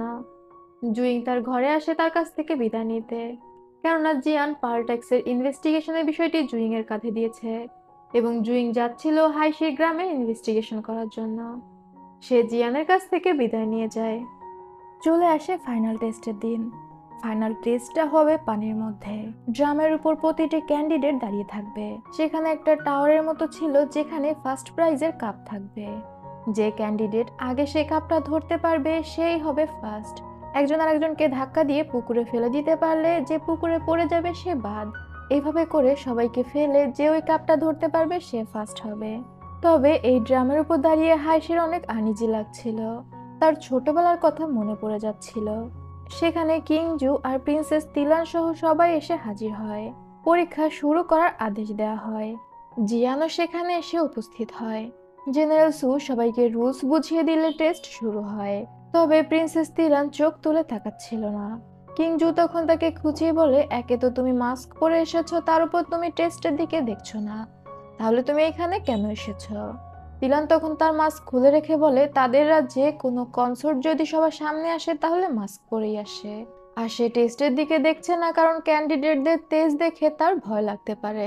জু তখন বলে, আমি তো জানতাম না জুনিয়নে এত বেশি রুলস, তুমি তো একের পর এক রুলস দেখিয়েই যাচ্ছ। তিলান তখন বলে, আমি আপনাকে ভালোবাসি, আর আপনাকে খুশি করার জন্য আপনি যেভাবে বলবেন আমি সেভাবেই চলবো। জু উপহাস করে বলে, তুমি মিথ্যা কথা বললে তোমার মুখ দেখে বোঝা যায়। আমি বুঝি না হাইশির মধ্যে এমন কি আছে, সবাই কেন হাইশির জন্য এত বেশি চিন্তিত। এই কথাটা জু আবার জিয়ানকে খোঁচা মেরে বলেছিল। এদিকে টেস্ট তো চলছেই। ক্যান্ডিডেটরা একে অপরকে ফেলে দিয়ে টাওয়ারে উঠছিল। শেষ পর্যন্ত হাইশি আর হিচং টিকে থাকে। আর স্বাভাবিকভাবেই হাইশি হিচংকে হারিয়ে সেই কাপটা নিজের হাতে তুলে নেয়। আর কাপটা নিয়ে যখন হাইশি সর্বোচ্চ ড্রামে গিয়ে দাঁড়ায়, তখনই হিচং নিচ থেকে সেই বিষাক্ত সুচটি হাইশির কাঁধে ছুঁড়ে মারে। হাইশির সাথে সাথে সেখান থেকে পুকুরে পড়ে যায়। জিয়ান দ্রুত পুকুরে নেমে যায় হাইশিকে তোলার জন্য। সেখানে জিয়ানের মাস্ক খুলে পড়ে যায়। জিয়ান যখন উঠে যাচ্ছিল, সবাই তখন লর্ড কিনহাই বলে চিৎকার দিয়ে ওঠে। জিয়ান আসলে লর্ড কিনহাই। সবাই জানতো লর্ড কিনহাই মারা গিয়েছে, তাই সে মাস্ক পরে সবসময় কিং জুয়ের পাশে থাকতো। জিয়ান অনেক উপরের র্যাঙ্কের একজন জেনারেল। সবাই জানতো প্রিন্স ইয়ের বিদ্রোহের সময় লর্ড কিনহাই সেই যুদ্ধে মারা গিয়েছে। যা হোক, তখনই একজন সৈন্য এসে খবর দেয় হাইশি যখন পুকুরে পড়ে গিয়েছিল তখন সেখানে কালো রঙের রক্ত দেখা গিয়েছে, তার মানে হাইশিকে বিষ দেয়া হয়েছে। জু এটা শুনে আদেশ দেয় প্যালেসের সমস্ত গেট বন্ধ করে দেওয়ার জন্য। যতক্ষণ না এটা জানা যায় যে কে হাইশিকে বিষ দিয়েছে ততক্ষণ প্যালেস থেকে কেউ বের হতে পারবে না। এদিকে লিওর কাঁধে দায়িত্ব এসে পড়েছিল হাইশির জন্য একটি বেল্ট বানানোর। হাইশি তো প্রিন্সেস তিলানকে কিছু উপহার পাঠিয়েছিল, তাই রিটার্ন গিফট হিসেবে প্রিন্সেস তিলান হাইশির জন্য একটি বেল বানাতে দিয়েছিল। আর লিও সেই বেল বানানোর সময় যে ফুলটা ব্যবহার করে সেই ফুলটা সাধারণত মেয়েদের জামার এমব্রয়ডারিতে ব্যবহার করা হয়। ম্যাডাম জিউ লিউকে জিজ্ঞাসা করে, তুমি এই ফুল কেন ব্যবহার করলে? হাইশি তো এটা দেখলে রেগে যেতে পারে। লিউ তখন বলে তার ভুল হয়ে গিয়েছে, সে কল্পনা করেছে এই ফুলে হাইশিকে অনেক সুন্দর লাগবে। ম্যাডাম জিউ আবারও একটু ধাক্কা খায়। আমার মনে হচ্ছিল তারও মনে হয় যে হাইশি মেয়ে। যা হোক, ম্যাডাম জিউ সেই বেল নিয়ে প্যালেসের দিকে যায় হাইশিকে দেওয়ার জন্য। এদিকে জিয়ান হাইশিকে কোলে নিয়ে দ্রুত প্যালেসে ফিরে আসে। তার জন্য আলাদা রুমের ব্যবস্থা করা হয়। জিয়ান একাই হাইশিকে নিয়ে ভিতরে আসে এবং টান দিয়ে হাইশির কাঁধের জামাটা সরিয়ে ফেলে। জিয়ান এটা করছিল হাইশির কাঁধের বিষ বের করার জন্য, কারণ হাইশি যন্ত্রণায় কাতরাচ্ছিল। জিয়ান একটা ছুরি দিয়ে সেই জায়গাটায় কেটে দেয় যেখানে তার বিষাক্ত সূচ লেগেছিল, আর তারপর নিজের মুখ দিয়ে টেনে সেই বিষ বের করতে থাকে। এরই মধ্যে ম্যাডাম জিও প্যালেসে চলে এসেছিল। সে হাইশির চিৎকার শুনতে পায় আর বুঝতে পারে এটা তো কোনো মেয়ের চিৎকার। তখন সে হাইশির রুমের দরজা দিয়ে উকি দেয় এবং দেখতে পায় জিয়ান হাইশির কাঁধে মুখ লাগিয়ে আছে। সে মনে করে জিয়ান আর হাইশি রোমান্টিক সময় কাটাচ্ছে। সে প্রায় কান্না করে দিচ্ছিল। ম্যাডাম জিউয়ের রিয়াকশন দেখে বোঝা যায় সে জিয়ানকে ভালোবাসে। ম্যাডাম জিউ দ্রুত সেখান থেকে বের হয়ে যায়। এদিকে প্যালেসে সমস্ত ক্যান্ডিডেট আর জেনারেল সবাইকে আটকে রাখা হয়েছিল। তখন অন্যান্য ছেলেরা জিজ্ঞাসা করে হাইশি কেমন আছে, তবে হিচং নিরিবিলি খাচ্ছিল। শাওজি জানায় যতক্ষণ না অপরাধী ধরা পড়ছে ততক্ষণ কেউই বের হতে পারবে না। তখনই সেখানকার একজন সৈন্য কালো রঙের একটা বেল্ট নিয়ে হাজির হয়। হিচং এই বেল্টের মাধ্যমেই হাইশিকে সেই বিষাক্ত সূচটা লাগিয়েছিল, তবে এটা দিয়ে তো তেমন কিছুই প্রমাণ হয় না। জেনারেল সু নিরিবিলি বসেছিল, বোঝা যাচ্ছিল তার মাথায় অন্য কোনো প্ল্যান চলছে। খাওয়া শেষে হিচং দাঁড়িয়ে বলে তার ওয়াশরুমে যেতে হবে। সেখানকার গার্ডরা তখন হিচংকে গার্ড দিয়ে ওয়াশরুমে নিয়ে যায় এবং তারা ওয়াশরুমের বাইরে অপেক্ষা করছিল। কিন্তু অনেকক্ষণ পরেও হিচং বের হয়ে না আসায় তারা দরজা ভেঙে ভিতরে ঢোকে আর দেখতে পায় সেখানে হিচং এর মৃতদেহ পড়ে আছে। সাথে ছিল হিচং এর সুইসাইড নোট, যেখানে হিচং লিখেছিল সে হাইশিকে বিষ দিয়েছে, কেননা হাইশি ছিল তার সবচেয়ে শক্তিশালী প্রতিদ্বন্দ্বী। সে জেতার জন্য হাইশিকে বিষ দিয়েছিল। শাওজি এই খবর জিয়ানকে দিলে স্বাভাবিকভাবেই জিয়ান সেই কথা বিশ্বাস করে না। সে তো জানতোই হিচং এর পেছনে কোনো মাস্টারমাইন্ড রয়েছে, আর এটাও বুঝতে পারে যে হিচং আত্মহত্যা করেনি। তবে হিচং এর সুইসাইড নোটের সাথে তার আগের প্যারাগ্রাফের হাতের লেখা মিলিয়ে দেখা হয়েছিল। দুইটা হাতের লেখা একই রকম, তাই এখন এই কেসটা বন্ধ করে দেওয়া হবে। শাওজি হাইশির ব্যাপারে জিজ্ঞাসা করলে জিয়ান জানায় তার শরীর থেকে বিষ বের করা হয়েছে, তবে এখনো হাইশির জ্ঞান ফেরেনি। এরপরেই আমরা ম্যাডাম জিউকে দেখতে পাই। তার প্রচন্ড মন খারাপ ছিল। লিউ তার কাছে এসে জিজ্ঞাসা করে, ম্যাডাম আপনি কেন মন খারাপ করে বসে আছেন? ম্যাডাম জিউ তখন লিউয়ের হাত ধরে বলে, তোমার সাথে কথা বলতে সবচেয়ে বেশি কমফোর্ট লাগে, অন্য কারোর সাথে কথা বলতে এত বেশি ভালো লাগে না। লিউ ম্যাডাম জিউকে জিজ্ঞাসা করে তার কি হয়েছে। ম্যাডাম জিউ চাইলে তাকে খুলে বলতে পারে। ম্যাডাম জিউ তখন তাকে একটা গল্প বলে।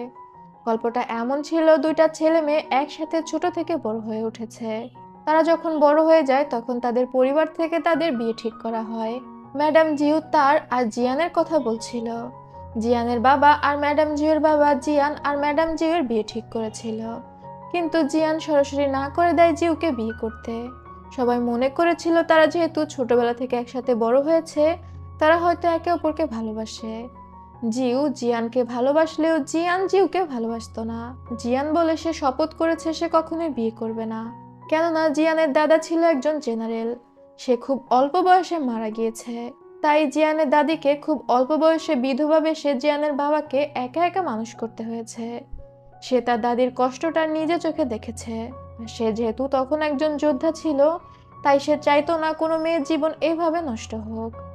জিয়ানের বাবা জোর করলেও জিয়ান একদম নিষেধ করে দেয় যে সে বিয়ে করবে না। তবে এরপরেই প্রিন্স ইয়ের বিদ্রোহের সময় আসে। দেশে প্রচন্ড যুদ্ধ লাগে, যে যুদ্ধে জিউয়ের বাবা আর জিয়ানের বাবা দুজনেই মারা যায়। জিয়ান আর জিউয়ের বিয়েটা সেখানেই আটকে যায়। ম্যাডাম জিউ এখনো পর্যন্ত বিয়ে না করে অপেক্ষা করছিল জিয়ানের। তার মনে আশা ছিল হয়তো কখনো না কখনো জিয়ান তার দিকে দেখবে, কখনো জিয়ানের মনে হবে যে ম্যাডাম জিউ সত্যি জিয়ানকে ভালোবাসে, তবে সেই সময় কখনোই আসেনি। লিউ বুঝতে পারে না জিউ তার নিজের জীবনের গল্প বলছে। সে জিউকে বুঝিয়ে সেখান থেকে ভিতরে নিয়ে যায়। এইদিকে হিচং যেহেতু সবকিছু স্বীকার করে সুইসাইড করেছিল, তাই এই কেসটা বন্ধ করে দেওয়া হয়। ফার্স্ট পজিশন খালি রাখা হয়, অন্য একটা ছেলেকে সেকেন্ড এবং হাইশিকে থার্ড ঘোষণা করা হয়। তবে পরীক্ষার ভার যেহেতু জেনারেল সুয়ের উপর ছিল, আর সে এমন জঘন্য একটা ক্যান্ডিডেটকে চয়েস করে ফাইনাল রাউন্ড পর্যন্ত তুলেছে, তাই জেনারেল সুকে 2 র্যাঙ্ক নিচে ডিমোশন করা হয়, মানে তার পদ কেড়ে নেওয়া হয়। জেনারেল সু তখন বলে সে তো এই অপরাধের জন্য মৃত্যু ডিজার্ভ করে। একটা কথা আছে, অতিভক্তি চোরের লক্ষণ। জেনারেল সু ছিল সেই চোর। যা হোক, রাজা বলে পূর্বে তোমার অনেক কন্ট্রিবিউশন রয়েছে দেশের জন্য, তাই আমি তোমাকে শুধুমাত্র ডিমোশন দিলাম। আর এরপর লর্ড কিনহাই বলে ডাক দেয়। যেহেতু গতদিন সবাই দেখেছিল যে লর্ড কিনহাই বেঁচে আছে, তাই এখন আর জিয়ান তো মাস্ক পরে রাজার পাশে থাকতে পারবে না। সবাই তো জেনেই গিয়েছে যে এই মাস্ক পরা লোকটা লর্ড কিনহাই। তাই জিয়ানকে তার জেনারেল পদ ফেরত দেওয়া হয় এবং জিয়ানকে তার আগের প্যালেস মানে তার বাপদাদার সম্পত্তি দিয়ে দেওয়া হয়।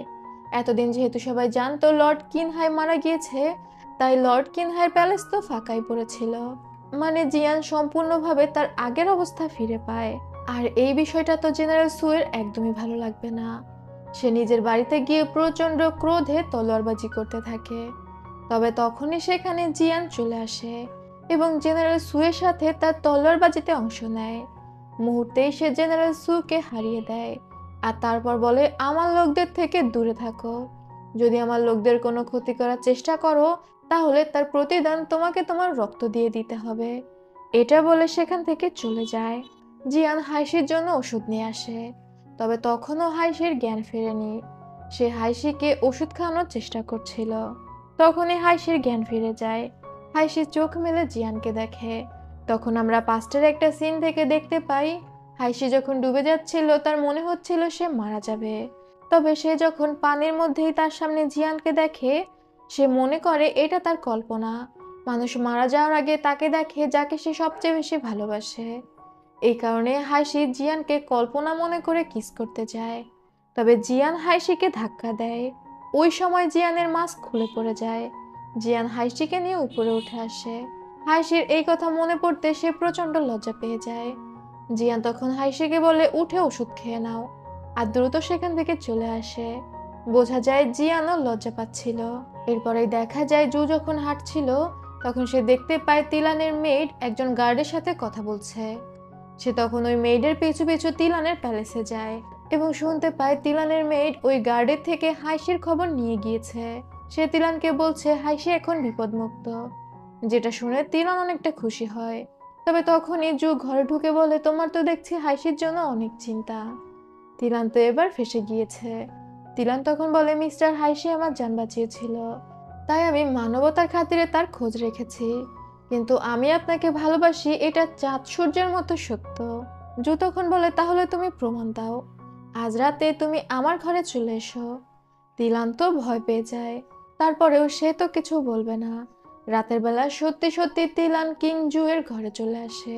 তিলান আর জু যখন একা ছিল, জু তিলানকে বলে, ঠিক আছে শুরু করো। তিলান তখন জু এর বেল্টে হাত দিলে জু প্রচন্ড রেগে চিৎকার করে ওঠে। সে বলে, তোমার বাবা মা কি তোমাকে কিছু শিখিয়ে পাঠায়নি? তিলান তখন বলে, আমার বাবা মা আমাকে সবকিছু শিখিয়ে পাঠিয়েছে। আপনাকে খুশি করার জন্য আমি সবকিছু করতে পারবো। আপনি যদি শুধুমাত্র জিজানকেই ভালোবেসে থাকেন, তাহলে আমি জিজানও হতে পারবো। ব্যাস, এই কথা শুনে তো জু প্রচন্ড রেগে যায়।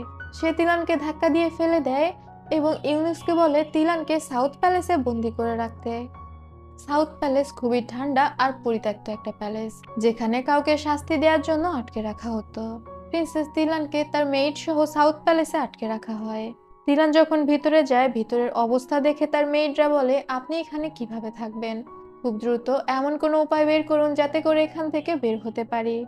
তবে তিলান বলে, এখানে থাকতে তার বেশ ভালো লাগবে। এখানে কোনো নিয়ম নেই, কারো ভয় নেই, সে আরামসে থাকতে পারবে। তবে তার খরগোশটার জন্য তার খারাপ লাগছে। তিলানের খরগোশকে তার সাথে দেয়া হয়নি এবং সে একটা রুম চয়েস করে নেয় থাকার জন্য। এদিকে জিয়ান প্রস্তুতি নিচ্ছিল প্যালেস চেঞ্জ করার, যেহেতু সে আবার তার বাবার প্যালেসে ফিরে যাচ্ছে। তবে সে হাইশির রুমের কোনো কিছু চেঞ্জ করে না। হাইশি কিছুটা সুস্থ হয়েছিল। সে জিয়ানের কাছে এসে জিজ্ঞাসা করে কেন হাইশিকে এখানে রেখে যাওয়া হচ্ছে। জিয়ান তখন বলে, তুমি একজন মেয়ে, আজ না হোক কাল তোমাকে তো মেয়েদের মতো থাকতেই হবে, আর আমার প্যালেসে শুধুমাত্র ছেলেরাই থাকে। তুমি এখন বড় হয়েছো, তাই তোমার এসব ছেলেদের মধ্যে থাকা ঠিক হবে না। হাইশি তখন বলে, এতদিন তো এভাবেই ছিলাম, এটা ভালো না আপনি আমি জুইং একসাথে থাকি। তবে জিয়ান হাইশিকে কড়াভাবে জানিয়ে দেয় হাইশি তার প্যালেসে যাবে না, সে একা একা এখানেই থাকবে। হাইশি তখন অনেক মন খারাপ হয়। এদিকে ম্যাডাম জিউ একটা কাপড়ের উপরে কিছু একটা সেলাই করছিল, সে এটা জিয়ানকে উপহার দিতে যাচ্ছিল। জিয়ান যেহেতু লর্ড কিনহাই রূপে ফিরে এসেছে, একটা বিষয় বলা হয়নি, জিউ আগে থেকেই জানতো যে জিয়ানই লর্ড কিনহাই, মানে বিশ্বস্ত কিছু মানুষ শুধু জানতো আর কি। যা হোক, জিউ সেই জিনিসটা নিয়ে প্যালেসে যায়, তবে সে যেটা জিয়ানের জন্য এনেছে এটা বলার সাহস পায় না, বরং সে কিং জুকে ওইটা উপহার দিয়ে চলে আসে। কিং জু এটা দেখে হাসতে থাকে আর বলতে থাকে, ম্যাডাম জিউ তোমাদের বিয়ের বিষয়টি মনে করিয়ে দিচ্ছে, ভালো করে দেখো এই এমব্রয়ডারিটি। আসলে ওই এমব্রয়ডারিটি সব বিয়ের অনুষ্ঠানে ব্যবহার করা হতো। তবে জিয়ান জুয়ের এসব কথায় পাত্তা না দিয়ে চলে যায়, কারণ সে তো প্রতিজ্ঞাবদ্ধ ছিল যে সে কখনোই বিয়ে করবে না। এদিকে হাইশি একা একা প্যালেসে মন খারাপ করে বসেছিল। তখন জুইং তার কাছে আসে। জুইং হাইশির গ্রাম থেকে ফিরে এসেছে। হাইশির মা হাইশির জন্য অনেক জিনিসপত্র দিয়ে দিয়েছে। হাইশি যখন সেগুলো দেখে সে তো খুশি হয়ে যায়। সেখানে কিছু পিঠা ছিল যেগুলো হাইশি খেতে খুবই পছন্দ করে। জুইং হঠাৎ হাইশিকে জিজ্ঞাসা করে, তুমি তোমার রুমের জিনিসপত্র গোছাওনি কেন? আমরা তো অন্য প্যালেসে শিফট হচ্ছি। হাইশি তখন বলে মাস্টার তাকে নিয়ে যাবে না। হাইশি খুব মন খারাপ করেছিল। জুইং তখন বলে, তুমি মন খারাপ করো না, আমি মাস্টারকে জিজ্ঞাসা করবো সে কেন তোমাকে নিতে চাচ্ছে না। আর রাতের বেলা জিয়ানকে এই বিষয়ে জিজ্ঞাসা করলে জিয়ান বলে, তুমি ভুলে যেও না ও একটা মেয়ে, এটাই ভালো হবে যে ও আলাদা থাকুক। জুইং তখন বলে, ও মেয়ে বলেই তো ওর একা একা প্যালেসে থাকা অনিরাপদ, ও একটা মেয়ে মানুষ একা একা একটা প্যালেসে কিভাবে থাকবে। তবে জিয়ান জুইং এর কোনো কথার উত্তর না দিয়ে সেখান থেকে চলে যায়। এরপরেই আমাদের লিউকে দেখানো হয়, সে চোখ বন্ধ করে এমব্রয়ডারি প্র্যাকটিস করছিল। সেখানে জুইং আসে, সে পা টিপে টিপে লিউ এর একদম সামনে চলে আসে এবং লিউকে একটা ব্রেসলেট দেয়। লিউ তো ওই ব্রেসলেটটা হাতে পড়ার সাথে সাথে দ্রুত চোখ খোলে, তবে সেখানে কেউই ছিল না, মানে এইটুকু মুহূর্তের মধ্যে জুইং আবারও চালের উপর উঠে গিয়েছে। তবে ব্রেসলেটটা পেয়ে লিউ তো অনেক খুশি। এরপরেই দেখা যায় জু হাঁটতে হাঁটতে সাউথ প্যালেসের সামনে চলে আসে, আর সেখানে এসে সে বুঝতে পারে চারদিক অনেক নির্জন। সে তখন ইউনুসকে জিজ্ঞাসা করে, এই জায়গাটা এমন কেন, আমরা এখন কোথায় আছি? ইউনুস তখন বলে, আমরা সাউথ প্যালেসের সামনে। জু তখন চিন্তা করে সে যেহেতু সাউথ প্যালেসের সামনে চলেই এসেছে, একবার সে প্রিন্সেস তিলানকে দেখতে যাবে। আর সে প্রিন্সেস তিলানকে দেখার জন্য সাউথ প্যালেসের ভিতরে প্রবেশ করে। গিয়ে দেখতে পায় সেই জায়গা তো একদমই চেঞ্জ হয়ে গিয়েছে। প্রিন্সেস তিলান জায়গাটাকে সুন্দর মতো পরিষ্কার করে ফেলেছে। জু হাঁটতে হাঁটতে তিলানের রুমের দিকে যায়। তিলান তখন জিতার বাজাচ্ছিল, মানে একটা মিউজিক্যাল ইনস্ট্রুমেন্ট। জুকে দেখে মেয়েডরা কিছু বলতে চাইলেও জু তাদেরকে থামিয়ে দেয়, আর সে মুগ্ধ হয়ে তিলানের মিউজিক বাজানো শুনছিল। তিলান মিউজিক বাজানো শেষ করে বলে, যদিও এটা পুরনো কিন্তু বেশ ভালোই বাজানো যায়। মেয়েডরা ইশারা করে যে তার পেছনে জু। তিলান তখন দ্রুত জুকে গ্রেটিং করে। জু বলে, আমি তোমাকে এখানে শাস্তি দেওয়ার জন্য পাঠিয়েছি, কিন্তু তুমি তো দেখছি বেশ আনন্দেই আছো। তিলান সেখানে তার গলার পেন্ডেন্টের মতো ড্রাগন কাঠের উপরে খোদাই করেছিল। জু তিলানকে জানায় তাদের রাজ্যে বিশ্বাস করা হয় যে এই ড্রাগনটা তাদেরকে প্রোটেক্ট করবে। জু তখন বলে, তুমি এটা কাকে প্রোটেক্ট করার জন্য বানিয়েছ, মিস্টার তাং নাকি হাইশি? তিলান তখন বলে, আমি নিজেই এখানে বন্দি, আমি নিজেকে প্রোটেক্ট করার জন্যই বানিয়েছি। তিলানকে বলে, সামনে একটা যুদ্ধ হতে চলেছে, সেই যুদ্ধে আমার 30,000 সৈন্য যাবে, তুমি 30,000 সৈন্যের প্রত্যেকের জন্য এমন একটা করে ড্রাগন খোদাই করে দিবে। মেয়েডরা রাজাকে অনুরোধ করে এমনটা না করতে, তবে তিলান চুপচাপ সবকিছু মেনে নেয়। জু ইউনুসকে বলে তিলানের প্রয়োজনীয় জিনিসপত্র এনে দিতে, আর তারপর যাওয়ার সময় বলে জিজানের সাথে সাথে তার ভালো থাকাও চলে গিয়েছে, তিলান যতই চেষ্টা করুক সে ভালো থাকতে পারবে না। এটা বলে সেখান থেকে চলে যায়। এদিকে হাইশিকে প্যালেস থেকে পোশাক পাঠানো হয়, যেহেতু সে থার্ড হয়েছে তাই তার র্যাঙ্কের জন্য রাজার সাথে পরদিন দেখা করতে হবে। তবে হাইশির প্রচন্ড মন খারাপ ছিল, তাই সে একা একা ঘুরতে বাজারে চলে যায়। সেখানে সে একটা দোকানে গিয়ে কিছু পেন্ডেন্ট কিনছিল, তবে তাকে সেখানকার মেয়েরা চিনে ফেলে। আর সে অনেক সুন্দর, তাই সেখানকার মেয়েরা তার সাথে লাইন মারার চেষ্টা করছিল। এমনকি মেয়ের মারা চিৎকার করে বলছিল আমার ছোট মেয়ের এখনো বিয়ে হয়নি। হাসি বেচারি তখন কোনোভাবে সেখান থেকে পালিয়ে যায়। আর একটু পর একটা দোকানের ভিতর থেকে মেয়ে সেজে বের হয়ে আসে। হাইসি যখন বের হয়ে আসছিল, ইউদো নামে একটা ছেলে হাইসিকে দেখে ক্রাশ খেয়ে যায়। তখনই দোকানের ভেতর থেকে একজন বের হয়ে বলে, আপনি চলে এসেছেন।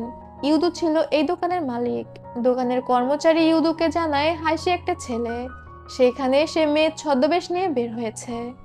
হাইসি একটু ঘুরতে বের হয়েছিল, আর তাকে দেখে তো সব মেয়েরা পাগল হয়ে যাচ্ছিল, তাই সে নিজের আসল রূপে ঘুরতে চাচ্ছিল। তবে ইউদু বিশ্বাস করে না যে হাইসি ছেলে। সে উল্টো কর্মচারীকে বলে, তুমি একটা বলদ। এদিকে একজন সৈন্য জিয়ানকে এসে খবর দেয় সে ভুল করে হাইসিকে ভুল সময় বলেছে। হাইসির 9:15-তে কিংজুয়ের সাথে দেখা করার কথা, তবে সে ভুল সময় বলার কারণে হাইসি তখনও এসে পৌঁছায়নি। জিয়ান তখন জুইংকে পাঠিয়ে দেয় হাইসিকে খুঁজে আনার জন্য। জুইং এসে হাইসিকে তো খুঁজে পেয়ে যায়, তবে হাইসি তো মেয়ে বেশে ছিল, আর এখন চেঞ্জ করে সে সঠিক সময়ে রাজার সামনে পৌঁছাতে পারবে না, তাই হাইসি যায় না। কিন্তু এই বিষয়টা জিয়ান সামলে নেয়। সে রাজাকে বলে হাইসি হঠাৎ করে আবারও অসুস্থ হয়ে গিয়েছে। এখন হাইসিকে যেহেতু বিষ দেওয়া হয়েছিল, তাই রাজা এই বিষয়ের উপর আর কিছু বলে না। এদিকে হাইসি আর জুইং এক জায়গায় বসে আরামসে খাবার খাচ্ছিল। জুইং হাইসিকে বলছিল, তোমার কি ভয় হচ্ছে না মাস্টার তোমাকে বকাবকি করবে? তখন জিয়ান হাইসির পেছনে এসে দাঁড়ায়। জুইং কিছু বলতে যাবে, তবে জিয়ান তাকে আটকে দেয়। হাসি তখন বলে, তুমি আমাকে কিসের বকাবকির ভয় দেখাচ্ছ? তুমি নিজেই তো মাস্টারের কাছে কত বেশি বকা খাও। তখনই জিয়ান পেছন থেকে বলে ওঠে, কে বকা খেয়েছে? হাসি তো ভয় পেয়ে যায়। জিয়ান হাসিকে বলে, আজ তোমার রাজার সাথে দেখা করার কথা ছিল, আর তুমি এখানে মজা মাস্তি করে বেড়াচ্ছ। যেহেতু এটা তোমার ভুল না, তাই তোমাকে বেশি কিছু বললাম না। যাও প্যালেসে গিয়ে তোমার জিনিসপত্র গোছাও, তুমি আমার প্যালেসে শিফট হবে। হাসি তো মহা খুশি। তারা বের হয়ে দেখে বৃষ্টি নামছে। হাইসি তখন জুইংকে একটা পেন্ডেন্ট উপহার দেয়, তবে জিয়ানের এটা দেখে অনেক হিংসা হচ্ছিল। এটা তার এক্সপ্রেশনে বোঝা যাচ্ছিল। জুইং হাইসিকে বলে, তুমি মাস্টারের জন্য কিছু কেননি?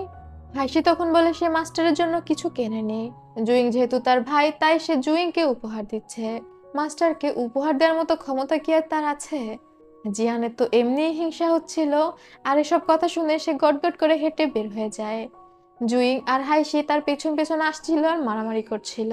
এই দুইটা সবসময় ঝামেলা করতে থাকে, যদিও বিষয়টা অনেক কিউট। যা হোক, এই পর্বটা আমি এখানেই শেষ করতে যাচ্ছি। যদি তোমাদের সাড়া পাই তাহলে নেক্সট পর্বের দিকে আগাবো, না হলে এখানেই শেষ। তো তোমাদের কেমন লেগেছে ড্রামাটা অবশ্যই কমেন্ট করে জানাতে ভুলবে না। আজ তবে যাচ্ছি। আল্লাহ হাফেজ।